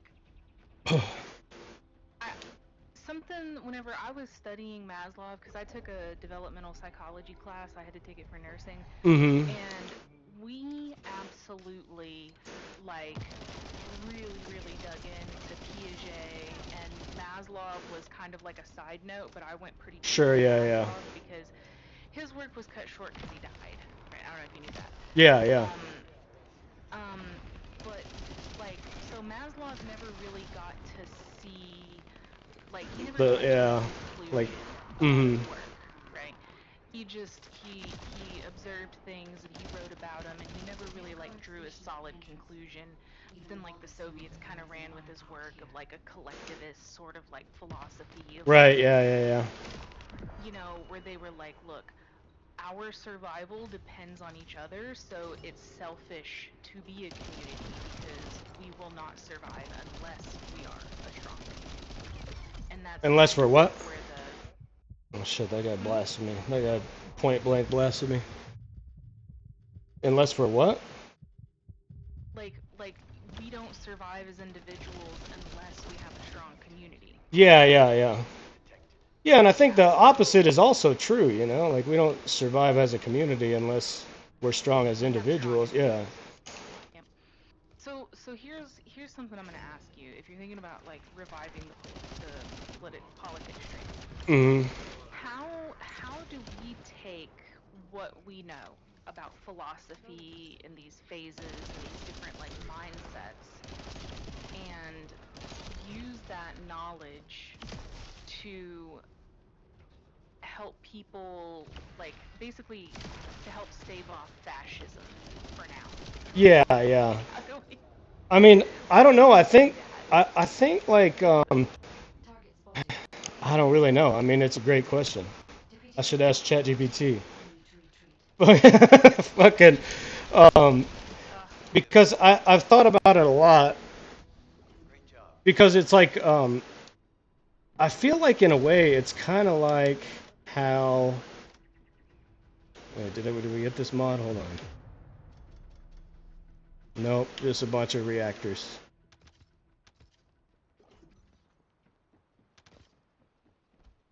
The best way to get the mod is to not think about the mod. Okay, yeah, so we just keep doing this shit over and over. Maybe I should, hold on, is there a little base? Is there like a little base of operations around here where I can change my person? Maybe I should change and level somebody else up. Yeah. After this one, whatever. Yeah, it's the little outpost over there. It's like on the map, it's like the big green circle, not the little green circles. Yeah, but I mean, you have to go to it, I think. After we're done, whatever. Yeah, we'll go over there. But I think, I don't know, like, I feel like we never really got to grow it to what it could have been just because of, like, the interruptions with the Navy gave me and shit. But I feel like I'm in a good, like, stable position right now where I could commit and, like, actually do it, you know, consistently. And I think growing like a... It sounds familiar. I think you might have told me about it before, actually. And he has like people call in, and he does like impromptu therapy. It's like a like really crazy stuff, and then he's like, "But have you ever thought about like the fact that you know did this as a defense mechanism for the trauma you went, you know?" Yeah, yeah. I think I've seen it. I've definitely seen some clips or something of it. Yeah, yeah, yeah. I mean, I think that's what I think just doing what we were doing before and you know, like building a community around it and getting like conversation going, because I mean, I know there's more that like I want to do with like actual, you know, in the world type projects and stuff, but I think like none of that is possible without, you know, building a community first. And I think like if we can like get the community going based around those kind of core concepts, like mainly the one about the notes on dialogue, you know what I mean, the whole like Socrates versus Thrasymachus in the Republic thing, where it's like how do you actually have a conversation instead of like having a public, you know, debate where you're just trying to make somebody look stupid or tell them that they're an idiot for not believing what you believe, or, you know, trying to strong arm them basically into adopting, which is like the what you were saying was like how do you get people to like think about those kind of things. And I think like I think it's a lot harder to do that than to get them to, you know, not think about those kind of things, because like that's mostly what other people do is I think the way to get them to absolutely keep them from ever thinking about what you're saying is to just tell them that they're wrong about whatever they think, you know, because then they just dig in and they're like, you know, like fuck this person, and it turns into like a verbal wrestling match or whatever. So I think that's like doing that with some of like my family friends and stuff in Arkansas. They're like hardcore Trump fans. I'm like, it just doesn't work, right? Like, well, no, it's been like I don't know if it works because I've gotten things out of them like to where they like start to admit that they're possibly wrong, you know, like. But what usually ends up happening is they'll be like, well, the news is fake anyway. Sure, yeah. That's not how I remember it, you know. And yeah, there's like all these culty like things that they put in place to like shut down any kind of critical thinking for sure. But I think like a good example is like what happened with Brandon. You know, Brandon was like pretty hardcore right wing, right? At first. And like I'm not saying he's not right wing anymore, but and it might be just like a credit to who he is and like his willingness to listen and talk about things like as a person himself, but I feel like he opened up about a lot of stuff, you know, like in like talking with us about shit. I feel like he was kind of like, yeah, that does make sense, you know. So I think he kind of started to look at some of those ideas as like maybe not just like inherently evil or whatever. As far as like leftist ideas and stuff. You know, at least it's like coming from a good place or whatever. So is I don't know if that is worth anything, but I Yeah, run up here. So, did you change your frame already, or your character? no. Can I? Yeah, you run up here to the hill, and you can change your character. Oh yeah, we just So, finished the like, mission. Yeah, yeah. inside this little base where like your Yeah, I'm weapon in here. range and your storage and stuff is. Yeah, I'm gonna level Mine's up. like next mission. I'll be 40, so. Is that with Sharon or what? Yeah, it's Sharon, and I'm done leveling her after this. I've got a full. I kind of like her. She's pretty cool. She's good. She reminds me a lot of Ash. Yeah, yeah. Her sword and then the her ult is kind of blade stormy, right? Yeah. Mhm. This guy, I can't. I don't know. Oh, is that Blair? Yeah. Yeah, they just buffed him. So. Yeah, he seemed kind of weak, like especially his first ability.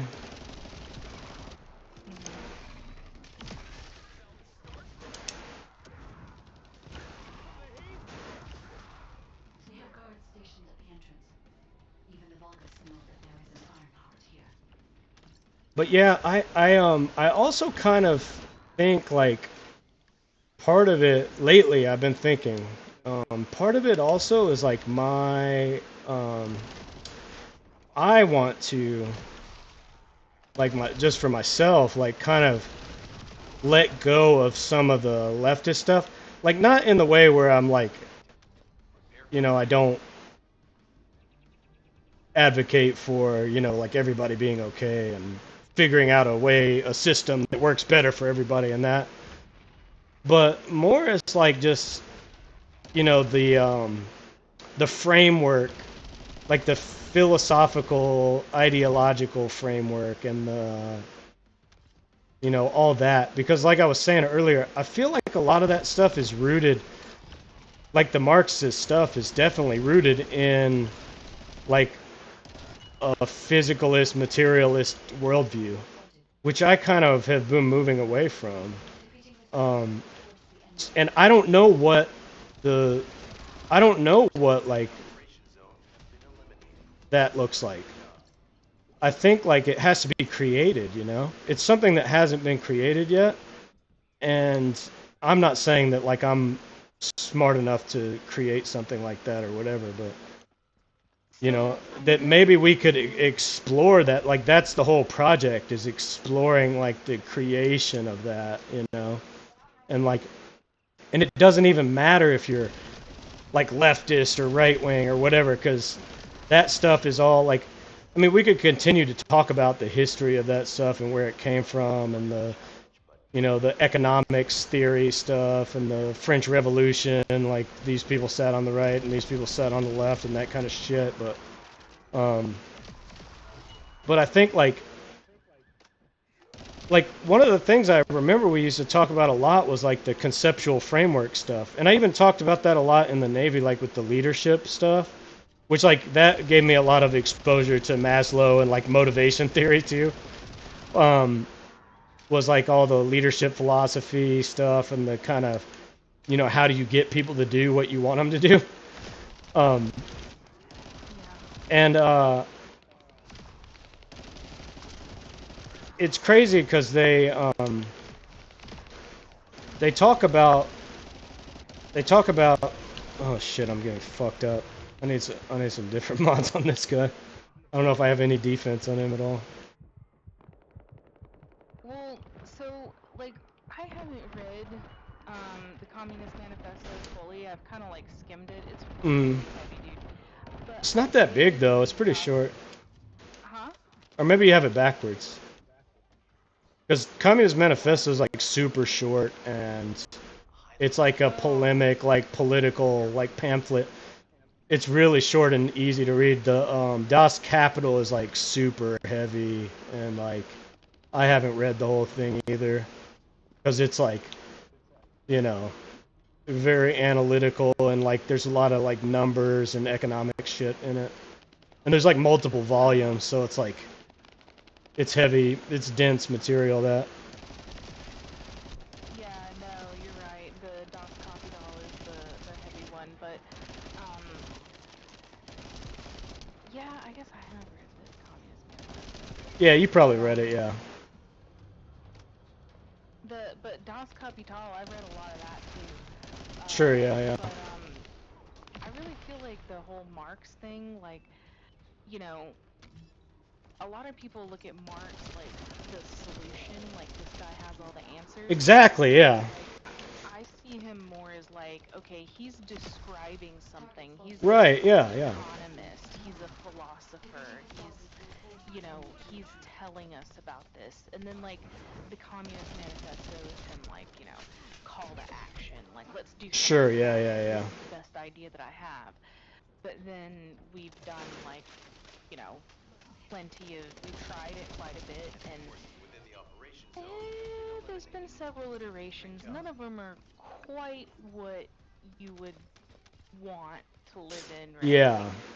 Like, I think the Chinese are doing an alright job, you know? Like, Yeah, yeah, for they're sure. war on poverty over there. They're not, you know, as soon as somebody gets too big, they go stomp stomp, and, you know, you're not allowed to monopolize. And Yeah, yeah, yeah. But they also have a very conservative, like, foundation. Yeah. Where they have, like, a heavy hand. Yeah, for sure. There's a lot of, like, authoritarian stuff going on, yeah. Oh shit, this is an outpost. And pay your medical bills. That'll teach you. Oh shit, I got destroyed in here. I don't know why we went in there. We weren't supposed to go in there. We went in the outpost. Right. I'm just gonna die. Oh no, he's reviving me. I got you. Thank you. I was just following that guy, like, mindlessly. I mean, I guess we could do it.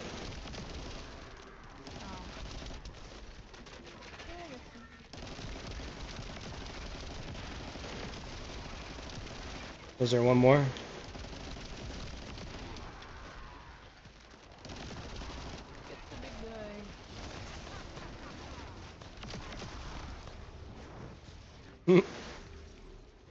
Yeah, I don't think I have. I don't know what I have on this guy. Because his abilities are doing nothing, also. Oh well. But, like, at the end of the day, like, the enemy of freedom, even in those systems, is, like, complacency and ignorance, right? Sure, yeah. And like a lack of compassion. Yeah. I mean, I think that's like, yeah. Go ahead, yeah. And so, like, I think whenever I do talk to people about politics or whatever, and I'm like, okay, we were born into this, like, crazy oligarchy capitalist system that it seems impossible to escape, you know? And even if you do escape it and, like, go to another country or something, you're just going to a different flavor of it. Sure, yeah. But, like, what would make a difference? Oh my gosh, I hit a bomb or something. Harm reduction. Yeah, sure. I'm in my, like, harm reduction era, you know? No, that's good. And that's like a super, not to say, like, that there's any kind of, like, whatever, but that's, like, super huge in the whole, like, green realm, or whatever. Yeah, well, But me too, like I mean, that's kind of like the whole core of it. I think that's like even what Brandon was telling me that, like, he liked about what I was saying, like when I was doing the stream, or when we were talking in Warframe and all that stuff, was that, like, he was like, he said something to me once about, like, he was like, the thing I like the most about, like, how you talk to people is that, like, you always try to, you don't get too, like, lost in, like, the arguing about the details of stuff, like, you always try to, like, recenter it on, you know, like what's best for everybody, you know, and like what, you know, like kind of remind everybody of like what the point of what you're talking about is, you know. It's not like, you know, this doesn't make sense because of like XYZ technicality, even though we do talk about that kind of stuff, but it's like once you feel like you're getting kind of off track where it's just like, you know, well, just, is that really what's going to work best? But, I don't know, I feel like a good example of that kind of, like what you were talking about with the China thing and everything was like, even like with the other flavors of capitalism, some of them are like obviously more desirable than what we have going on in the United States. You know, like the Nordic capitalism is still capitalism, but it's like, it's basically the government, instead of being run by the companies and like corporate lobbies, is run by the unions and like labor lobbies, you know? So like, Which is, it's problematic in its own right. I mean, just look at the history of the Teamsters. sure, yeah, I mean, despite the, like, well, like the mafia, fucking corruption and all that shit, whatever. But you have that everywhere. Like, Yeah. I don't know how prevalent it is in the Chinese government or whatever, but Yeah, but like at the end of the day, like, okay, but like the people that work, that have those jobs, they're able to like, you know. yeah, it's better for them for sure. But like, I was talking to this guy who was he was a retired warrant officer from the Marines, and then after he retired, he worked as a contractor for Homeland Security. And he was, you know, top secret clearance, all that shit forever. And he worked in the intel community his whole career. So he told me that he was taken aback by how some of these companies, he was in like a bunch of meetings, I guess, where he was like privy to some of the decision making on how like some proprietary United States, like top secret technology gets marketed to the public and to other countries through some of these companies in the, you know, like the big five or the military industrial complex like Boeing and fucking Lockheed and all that shit. And he was saying he was taken aback by how like some of these guys, these executives in these companies, like talk to the people that are making these decisions and to Congress and stuff. Where he was like, you would think that the government is the one like telling them what to do. He's like, it's not like that at all. They tell them what's going to happen. They tell them like, all right, well, when the patent expires after 5 years or whatever, we're going to sell this to China. And they're like, well, what? Like, that's going to fuck us up. We don't want them to have this. And they're like, well, too bad. We need to fucking make money off of it. And I was like, and I was telling him, like, you know, this is an example of, like, it doesn't matter if you're right wing or left wing or whatever, you know? Because this guy, I'm sure, was right wing. But I was like, you know, it's crazy. Like, I'm not saying that I advocate, like,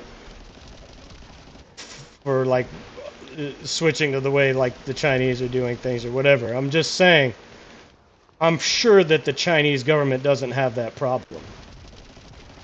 And he was like, yeah, you're right. You know? So it's like, they don't have the problem of the companies operating purely like the companies don't even really have a choice. Like, because they're operating out of like sheer profit motive. Privilege. Yeah, the companies have the privilege of operating in China, right? And then if China gets sick of them, they're like, you know Right, what? yeah. You don't have a company in China anymore. Yeah, exactly, yeah.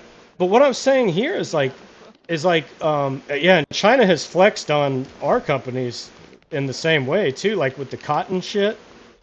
It was like a huge cotton thing, like where companies had to roll back some of their like public statements about stuff, so China would sell them cotton because they didn't want to pay U.S. prices. fucking but what I'm saying is like the companies that are running the government here, even they don't really make their own decisions because they're driven like purely off of profit motive, and they're like beholden to a very specific system that we've set up that's based on like quarterly earnings. Like that's just one really specific way of doing capitalism that is like really fucked up. That's like that, you know, that's not like necessarily the only way. But it's crazy that any like Predicted it though. yeah, for sure, yeah. Marx did predict it though. Marx was like, once you have like where profit is the only motive, then this is the end game is destruction of, you know, human rights and everything. Yeah, yeah, exactly, yeah. People become a commodity and yeah, so but you know, a lot of people who are like looking at the AI stuff and like YouTube algorithms and stuff and how they're like pushing fascism, and it's like, well, we didn't build the algorithms to push fascism. We Yeah, they built the learned that, yeah. algorithms yeah, so then some people are like, well, what if we taught the algorithms to like teach people kindness and Oh, empathy yeah. and science, and what if that's what the algorithm's goal was instead of engagement and, you know. Yeah, that's funny. I was talking to my friend about that exact same thing, because this guy in my men's group is that we meet on Mondays. His name's Dan. He's started multiple AI companies, like multi-million-dollar AI companies. He's gotten investors from one lady. Her name's Anna. I forget her last name, but she's like one of the founders of Google. And like all she does is run her venture capitalist fucking firm now, where she invests in tech companies that she thinks are worth a shit, that are like, you know, not necessarily like profitable, just profitable, but that like she believes are like good companies, you know, which is like a way of looking at it in an like how some of these like capitalists idealize it and like the way that it should work, you know. Anyways, this guy, I asked him about that. Like, couldn't you train an AI to, you know, promote like empathy and benevolence? And like, I mean, I started thinking about it when I saw that Social Dilemma thing, that documentary about it. And because the guy, the Pinterest founder, talks about it. He's like, first of all, he says he doesn't use social media at all because he's afraid of that shit. But he, like he's afraid of the monster he created. But he said that, he said specifically in that documentary that like we didn't have to create them to do what they do. We could have created them to do anything, to like promote anything. So I was asking Dan about it. I was like, could we make an AI that like, you know, maximizes those aspects of human nature?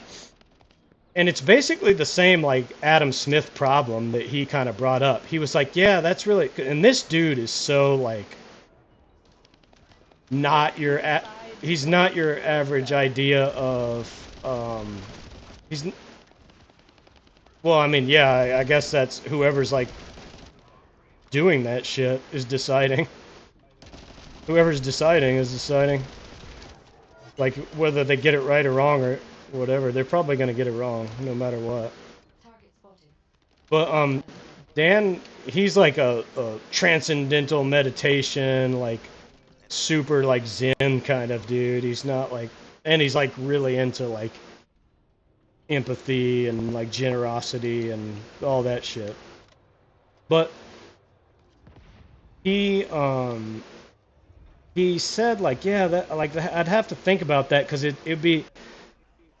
He was talking about like the training data that you use to like train the AI, and he was like, I guess we could give it examples of that, but like, he was like, I don't know how we could get it to like, you know, be like basically like motivated to interact with people. and stuff. You know, like we could Yeah, put I it think like you as like need a. to pick up. I think you need to delete some of your reactors. Oh yeah, probably. Yeah. Oh yeah, I got a fuck ton.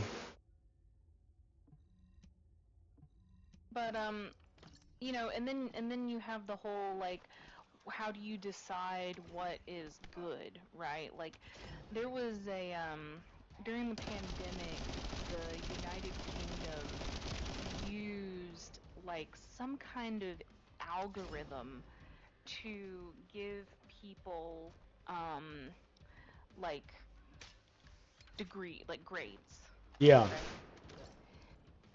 Because I don't know. I don't know the exact specific details on it, but basically, surprise, surprise, the algorithm was racist, and the yeah, or I think it was like sort through college applications or something. There was some kind of like educational component to this algorithm where it was like deciding people's futures, you know. Sure. Yeah. And Yeah. surprise, surprise, it decided that black people were not worthy of, you know, college education, or they didn't get the same Yeah. grades. And then some people started like Women going women through and shouldn't be like, allowed to talk.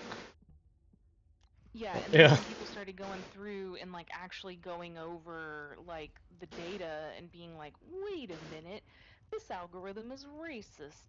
And then like the creators and the government and everything came out and they were like, yeah, it's just a rogue algorithm. It just kind of went off the rails and we apologize. And, you know, and then everybody's like, I don't know, man. Seems like y'all trained it exactly, you know. Well, I think like when they train them before they like release them into the wild or whatever, they give them a bunch of like data. Like they try to set them But it up in has a the certain way, same but biases that we have. Because they're trying to, like, create artificial intelligence, right? But what they're really creating is artificial humanity. And, like, yeah. they're not really intelligent. Sure. Yeah. Yeah. So Sabine has a lot of really good videos about how AI is absolute like garbage. Yeah. Yeah. It's a And like mess. Yeah. totally bad for humanity. Yeah, and like I mean in certain applications yes, but it's not this like it's not what people are like saying that it is. Yeah. It's just another tool. Like, but yeah, it shouldn't be like running the government or something. At least like, They have guards at least at the entrance. the way like we haven't gotten to that point yet where it's like able to Right, and possibly do anything like it that. just puts out what you put in, so it still has the Sure, same yeah, yeah, yeah. biases and errors Yeah, that's what I that was we have. saying. I think you could train an AI like with training data or whatever to you know to be a certain way in the beginning, but like when once you release it out into the wild and like people start fucking with it, it can skew it in certain ways, you know. I think that's what like happened with a lot of those, like the YouTube algorithm or whatever. It didn't have to like it didn't have to like turn into like fascist propaganda pushing fucking algorithm. It did that because well for number one like people they had more engagement with conflict than they did with like you know heartwarming or like feel good content. So like it was showing people more like polemic, disruptive, you know, argument-based stuff. And then like in that sphere, those people are like dominating that sphere. You know, the like Right, well, red pillar, and like people Jordan Peterson, fucking Andrew Tate, like all those sound bites and like clips of that kind of shit. Like those people are the ones who are dominating like the argument, like debate space, like the Jordan Peterson destroys liberal reporter fucking shit and everything. So it just started so showing people my that shit so they could argue in the comments about it, you know? yeah, and my algorithm, like once I realized like what the algorithm does, I started kind of like training my algorithm Yeah, to sure, yeah. give me better stuff where I was like, okay, this is BS, I don't want to see this, and then I like would like, you know, ignore it or click quick and then go unsubscribe from the channel or whatever. And I just kind of started molding my algorithm into what like I feel is a healthier like atmosphere. So like whenever I go to YouTube, you know, of course the algorithm does get its ideas. Like, okay, here's something funny. You're gonna this is hilarious. You're gonna laugh. Yeah, So, yeah, yeah. you know, no, this is seriously hilarious. So you know I'm a substitute teacher, right? Uh, That's my job. I've been doing it for almost 3 years now. Target spotted. So Dangerous I am SE. a Normal. sub. I sub on a regular basis. I can't talk right now because I'm subbing today. Let me call you when I get off work. I'm subbing. You know what I mean? yeah. So then YouTube is like, oh, you're into kinky shit. So then I start saying all these like alpha wolf, you know, That's funny, dude. like my dad gave me to Because it was like listening to you on the microphone or what? Well, in my text messages, Yeah, and yeah, like yeah, I yeah. said, I talk about subbing all the time. Yeah, You that's know? And hilarious. so Google was like, "Oh, this bitch is kinky." That's You fucked know? up. So I'm talking about being a substitute teacher. I'm like, what have I done to deserve this? Should we You help this know? guy with this thing? This guy keeps trying to do this outpost, but he keeps dying. He'll figure it out. I mean, yeah, let's go over and help him. I mean, what's the worst that can happen? I don't know what this one gives, but I'm sure I need it. I'm sure we need this resource, whatever it is. Oh, it's oh, he's not doing well at all. He left or Oh, what? it restarted. No, it restarted. Oh. Yeah, these are better done with Sharon. You get a better chance at everything. Yeah, if you stealth it, yeah. Mhm.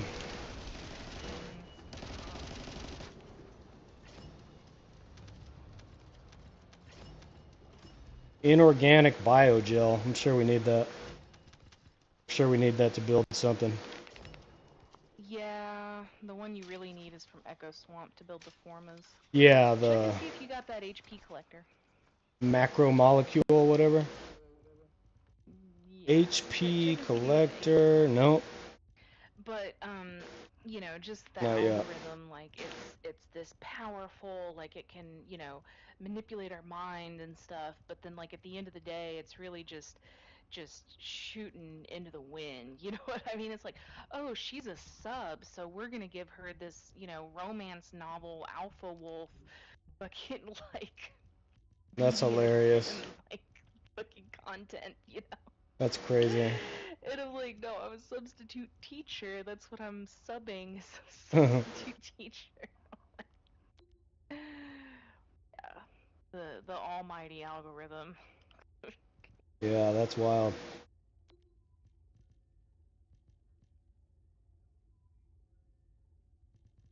Oh, my brother's been trying to call me. Yeah, you were gonna go like an hour ago. I think Biden already came on and did his little "I'm dropping out of the race" speech. I wanted to watch that.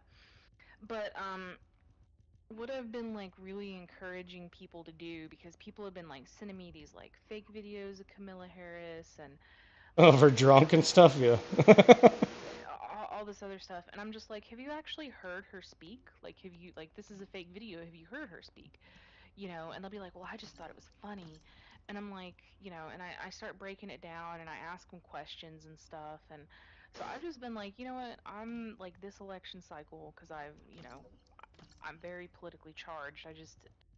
I don't do activist stuff anymore. I don't know Yeah. if I ever told you like why I stopped that, but No, you did, yeah. yeah, so I'm not gonna go out on the streets. I'm not gonna canvas. I'm not gonna go knock on doors, you know. But when I'm talking to people, I just want to like speak with a purpose and, you know, just be like, okay, so why do you have these ideas? Where do they come from? Yeah, And exactly, yeah. are they based in reality or are they based in propaganda?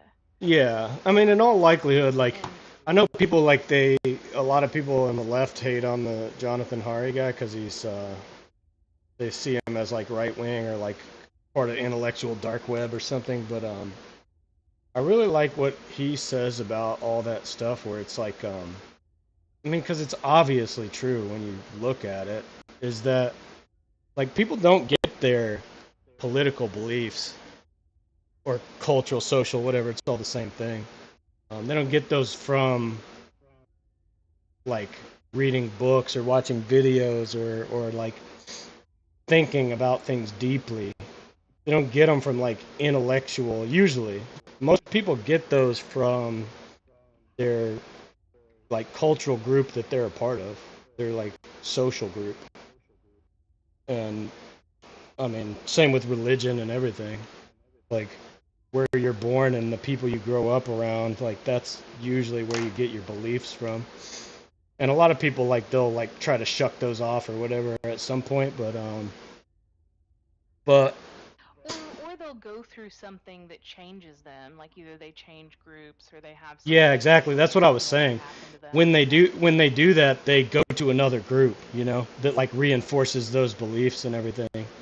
And that's like it's kind of like a I think one thing that there's another neuroscientist that's really interesting, George Lakoff, who or maybe he's like a neurolinguist. He's like a Chomsky type guy. But he says that the Republicans and the right wing and like the think tanks and just the right in general is way more up to date and aligned with modern neuroscience and understanding of like human psychology than the left like political campaign strategies and stuff are. And that's why they usually win with less people, you know, like even though they don't have like the big city centers and that kind of stuff. The reason they're able to convince so many more people is because they employ those strategies. Um, whereas like the kind of left paradigm is still like 1 foot in the enlightenment whole like rationalist, like if we just tell people the truth and show them the facts, then they'll come to the right conclusion. And that's just not really the way that people's brains and emotions work. Like they're really deeply tied to their like tribalist like neurological tribalist like hardwired roots that they have. And there's not really a way to like break free from that. You can't just tell people like, oh, this is how humans are, like you should be better than that. Like they're always going to revert to that. So I mean, we're always going to revert to that. So we have to like find a way to use that to our advantage and like incorporate that in our like ways of communicating and our ways of being with each other, and not just try to pretend like, oh, everybody's like a smart person and they're a rational actor. And like even that's what like the old school economics is based on, like the neoliberalism and shit is based on like the idea that human beings are like all rational actors in this marketplace and they get to do what's best for them. And that all that new field of behavioral psychology like really undermined that by showing that, like, for one thing, people um, don't always do what's best for them, but they're also not always like rational. Like that's just not the way human brains work. It's like evolutionarily speaking, it's not advantageous for people to use a lot of energy to like think deeply about every single problem that comes across their mind. Like a lot of things they need to take shortcuts and just like, you know, whatever, like have hermeneutics for. And that's just the way people operate. So like they use that to their advantage by manipulating language and like controlling narratives with like certain words and certain phrases and everything. And like the left is trying to like do it and catch up with it, but it's like they're just, you know, they're probably like 10-15 years behind. And they're still pumping money into like, cause that's what I always say too, that like the Democrats, I don't even think they want to win. Like I don't think that their purpose is to win. Like sometimes they win, whatever. But I think that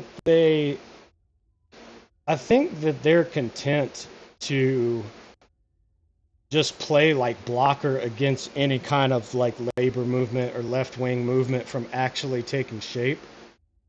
Because that's what they do, is they, instead of funding like what the right does, is funding like all these think tanks and you know, organizations like super PACs,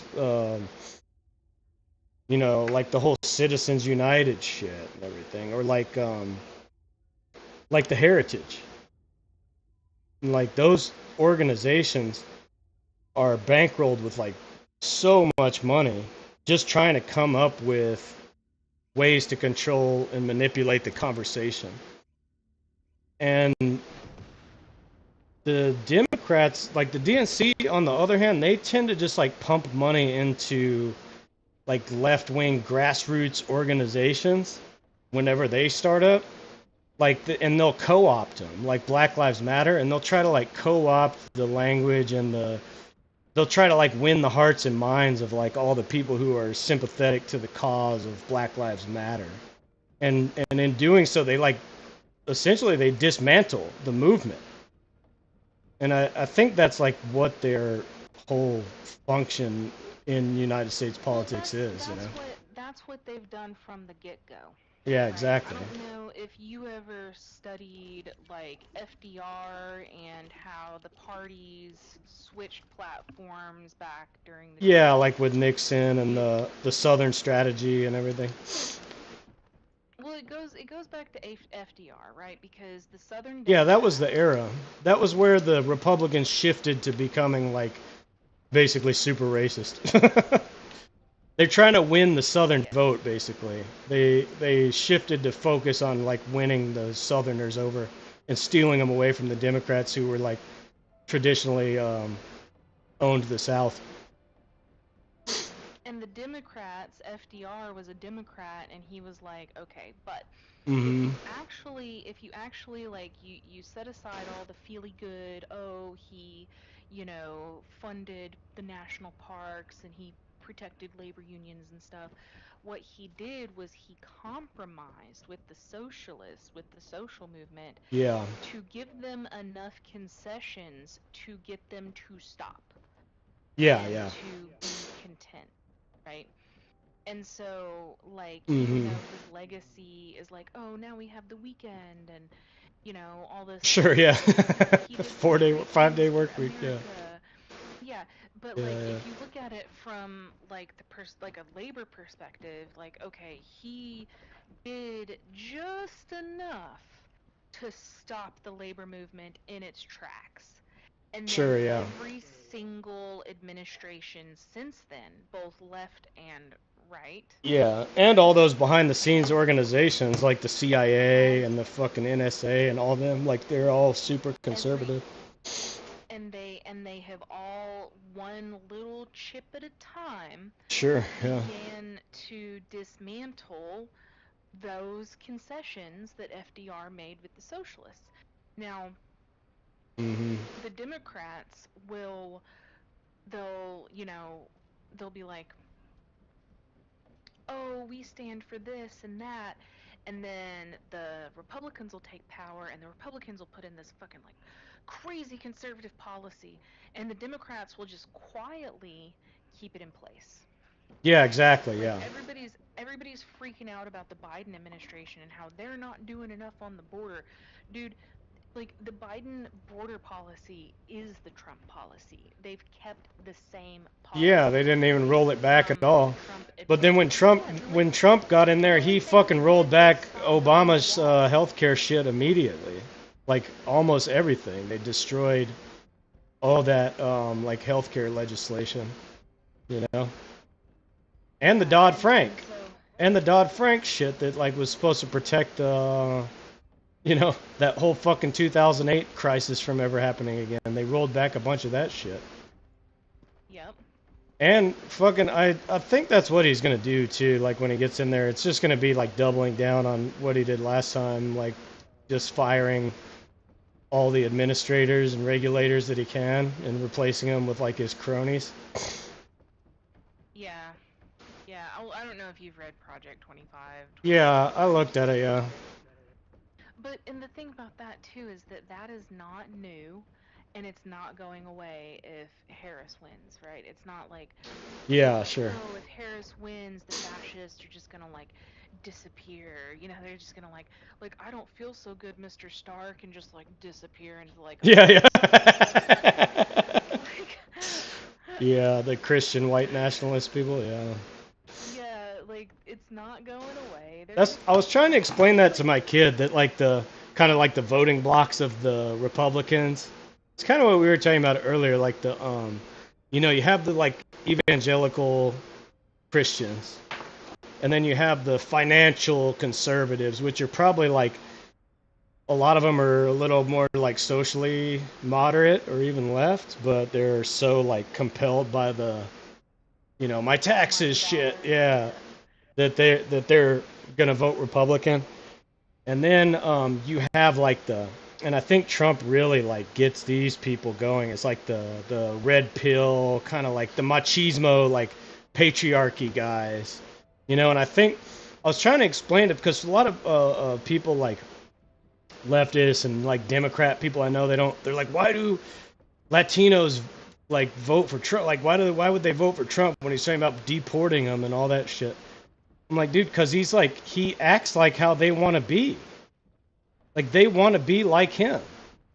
Like the shit that he talks about and the way he like talks about women and like that's exactly like their cultural fucking image. You know what I mean? Like the, it goes like hand in hand with it. Like they love that shit. So of course like they'll vote for him. They think he's like a tough guy. And they want to be tough guys. So I think you get a lot of that. And I think that's pretty much like the big three blocks of Republican voters. I can't think of any other reasons like why people would want to vote Republican. Yeah. Oh, hold on. Dobermans. Ah, okay. Sorry, I let my dogs outside. So, I don't know, man. Let's start our own think tank. Let's figure it out. Let's, because you're all about like reaching across the aisle and like using philosophy to, you know, change people's minds and stuff. So, Yeah, let's get it going again. Hey, do you know if these things do anything? Like, do you get anything for activating all these like echo things? yeah, it's part of the battle pass. Oh, really? Like, yeah, if you go to the battle pass and go to challenges and then tab over to seasonal challenges, one of them is like something about knowledge, discover knowledge, find records. Yeah. Oh, here it is. Yeah. Tab. Yeah, you gotta Supply tab coin. over. Yeah, I got it. I don't even know this is. I didn't even know this was a thing. Mhm. And then if you go out to the shop, and then like on the bottom where it's like battle pass bonus shop, and then it'll have like a battle supply shop. Yeah, And that's where you that get those is supply where, coins. Yeah, yeah. Shit, I yeah, only that's where have you 25. spend the supply coins to get the skins. So I'm basically, I not gonna shouldn't. lie, dude. I went ahead and bought the battle pass. It's only like Yeah, I did. $10. I got it. Yeah. Yeah, that's all I got. So I'm not buying shit else on this. I'll just farm everything, even if it takes me a little while. I don't know. Maybe we'll see. Like later, because they denied my like creator partnership thing because they said I didn't have enough followers, which is crazy. Because like yeah, on Twitch I have only. They said you need 250, and I think I'm at like I don't know 190 or something. But on Facebook I have like thousands. Hmm. So I don't know. I don't know what's up with that. Well, dude, if you're wanting to like get into streaming, um, you know, I'll be here. When I start nursing school, I'm not going to be around as much, but Sure, yeah. I'll be there to, help you with sound checks and stuff. And I think the biggest thing with streamers and every streamer that I know that's made it, like 100%, they're like it's all about stream quality. It's about having little sounds when people follow and, Yeah, like yeah. little bots in the stream that like, people can do Yeah, I need to moves work on with some of that stuff. I have a lot of it. I have like the follower, the like follower shit when they get bits and when they do whatever. I have that and stuff, so but like and then getting like a schedule set up and sticking to yeah, it, that's the biggest thing that I've And heard is consistency shit. yeah, so like if I were you, I would like get a schedule set up and then like Mm. every like week or some kind Yeah, of post it. attainable not just post it, but like it's some sort of attainable timeline. Just add one thing to the stream, right?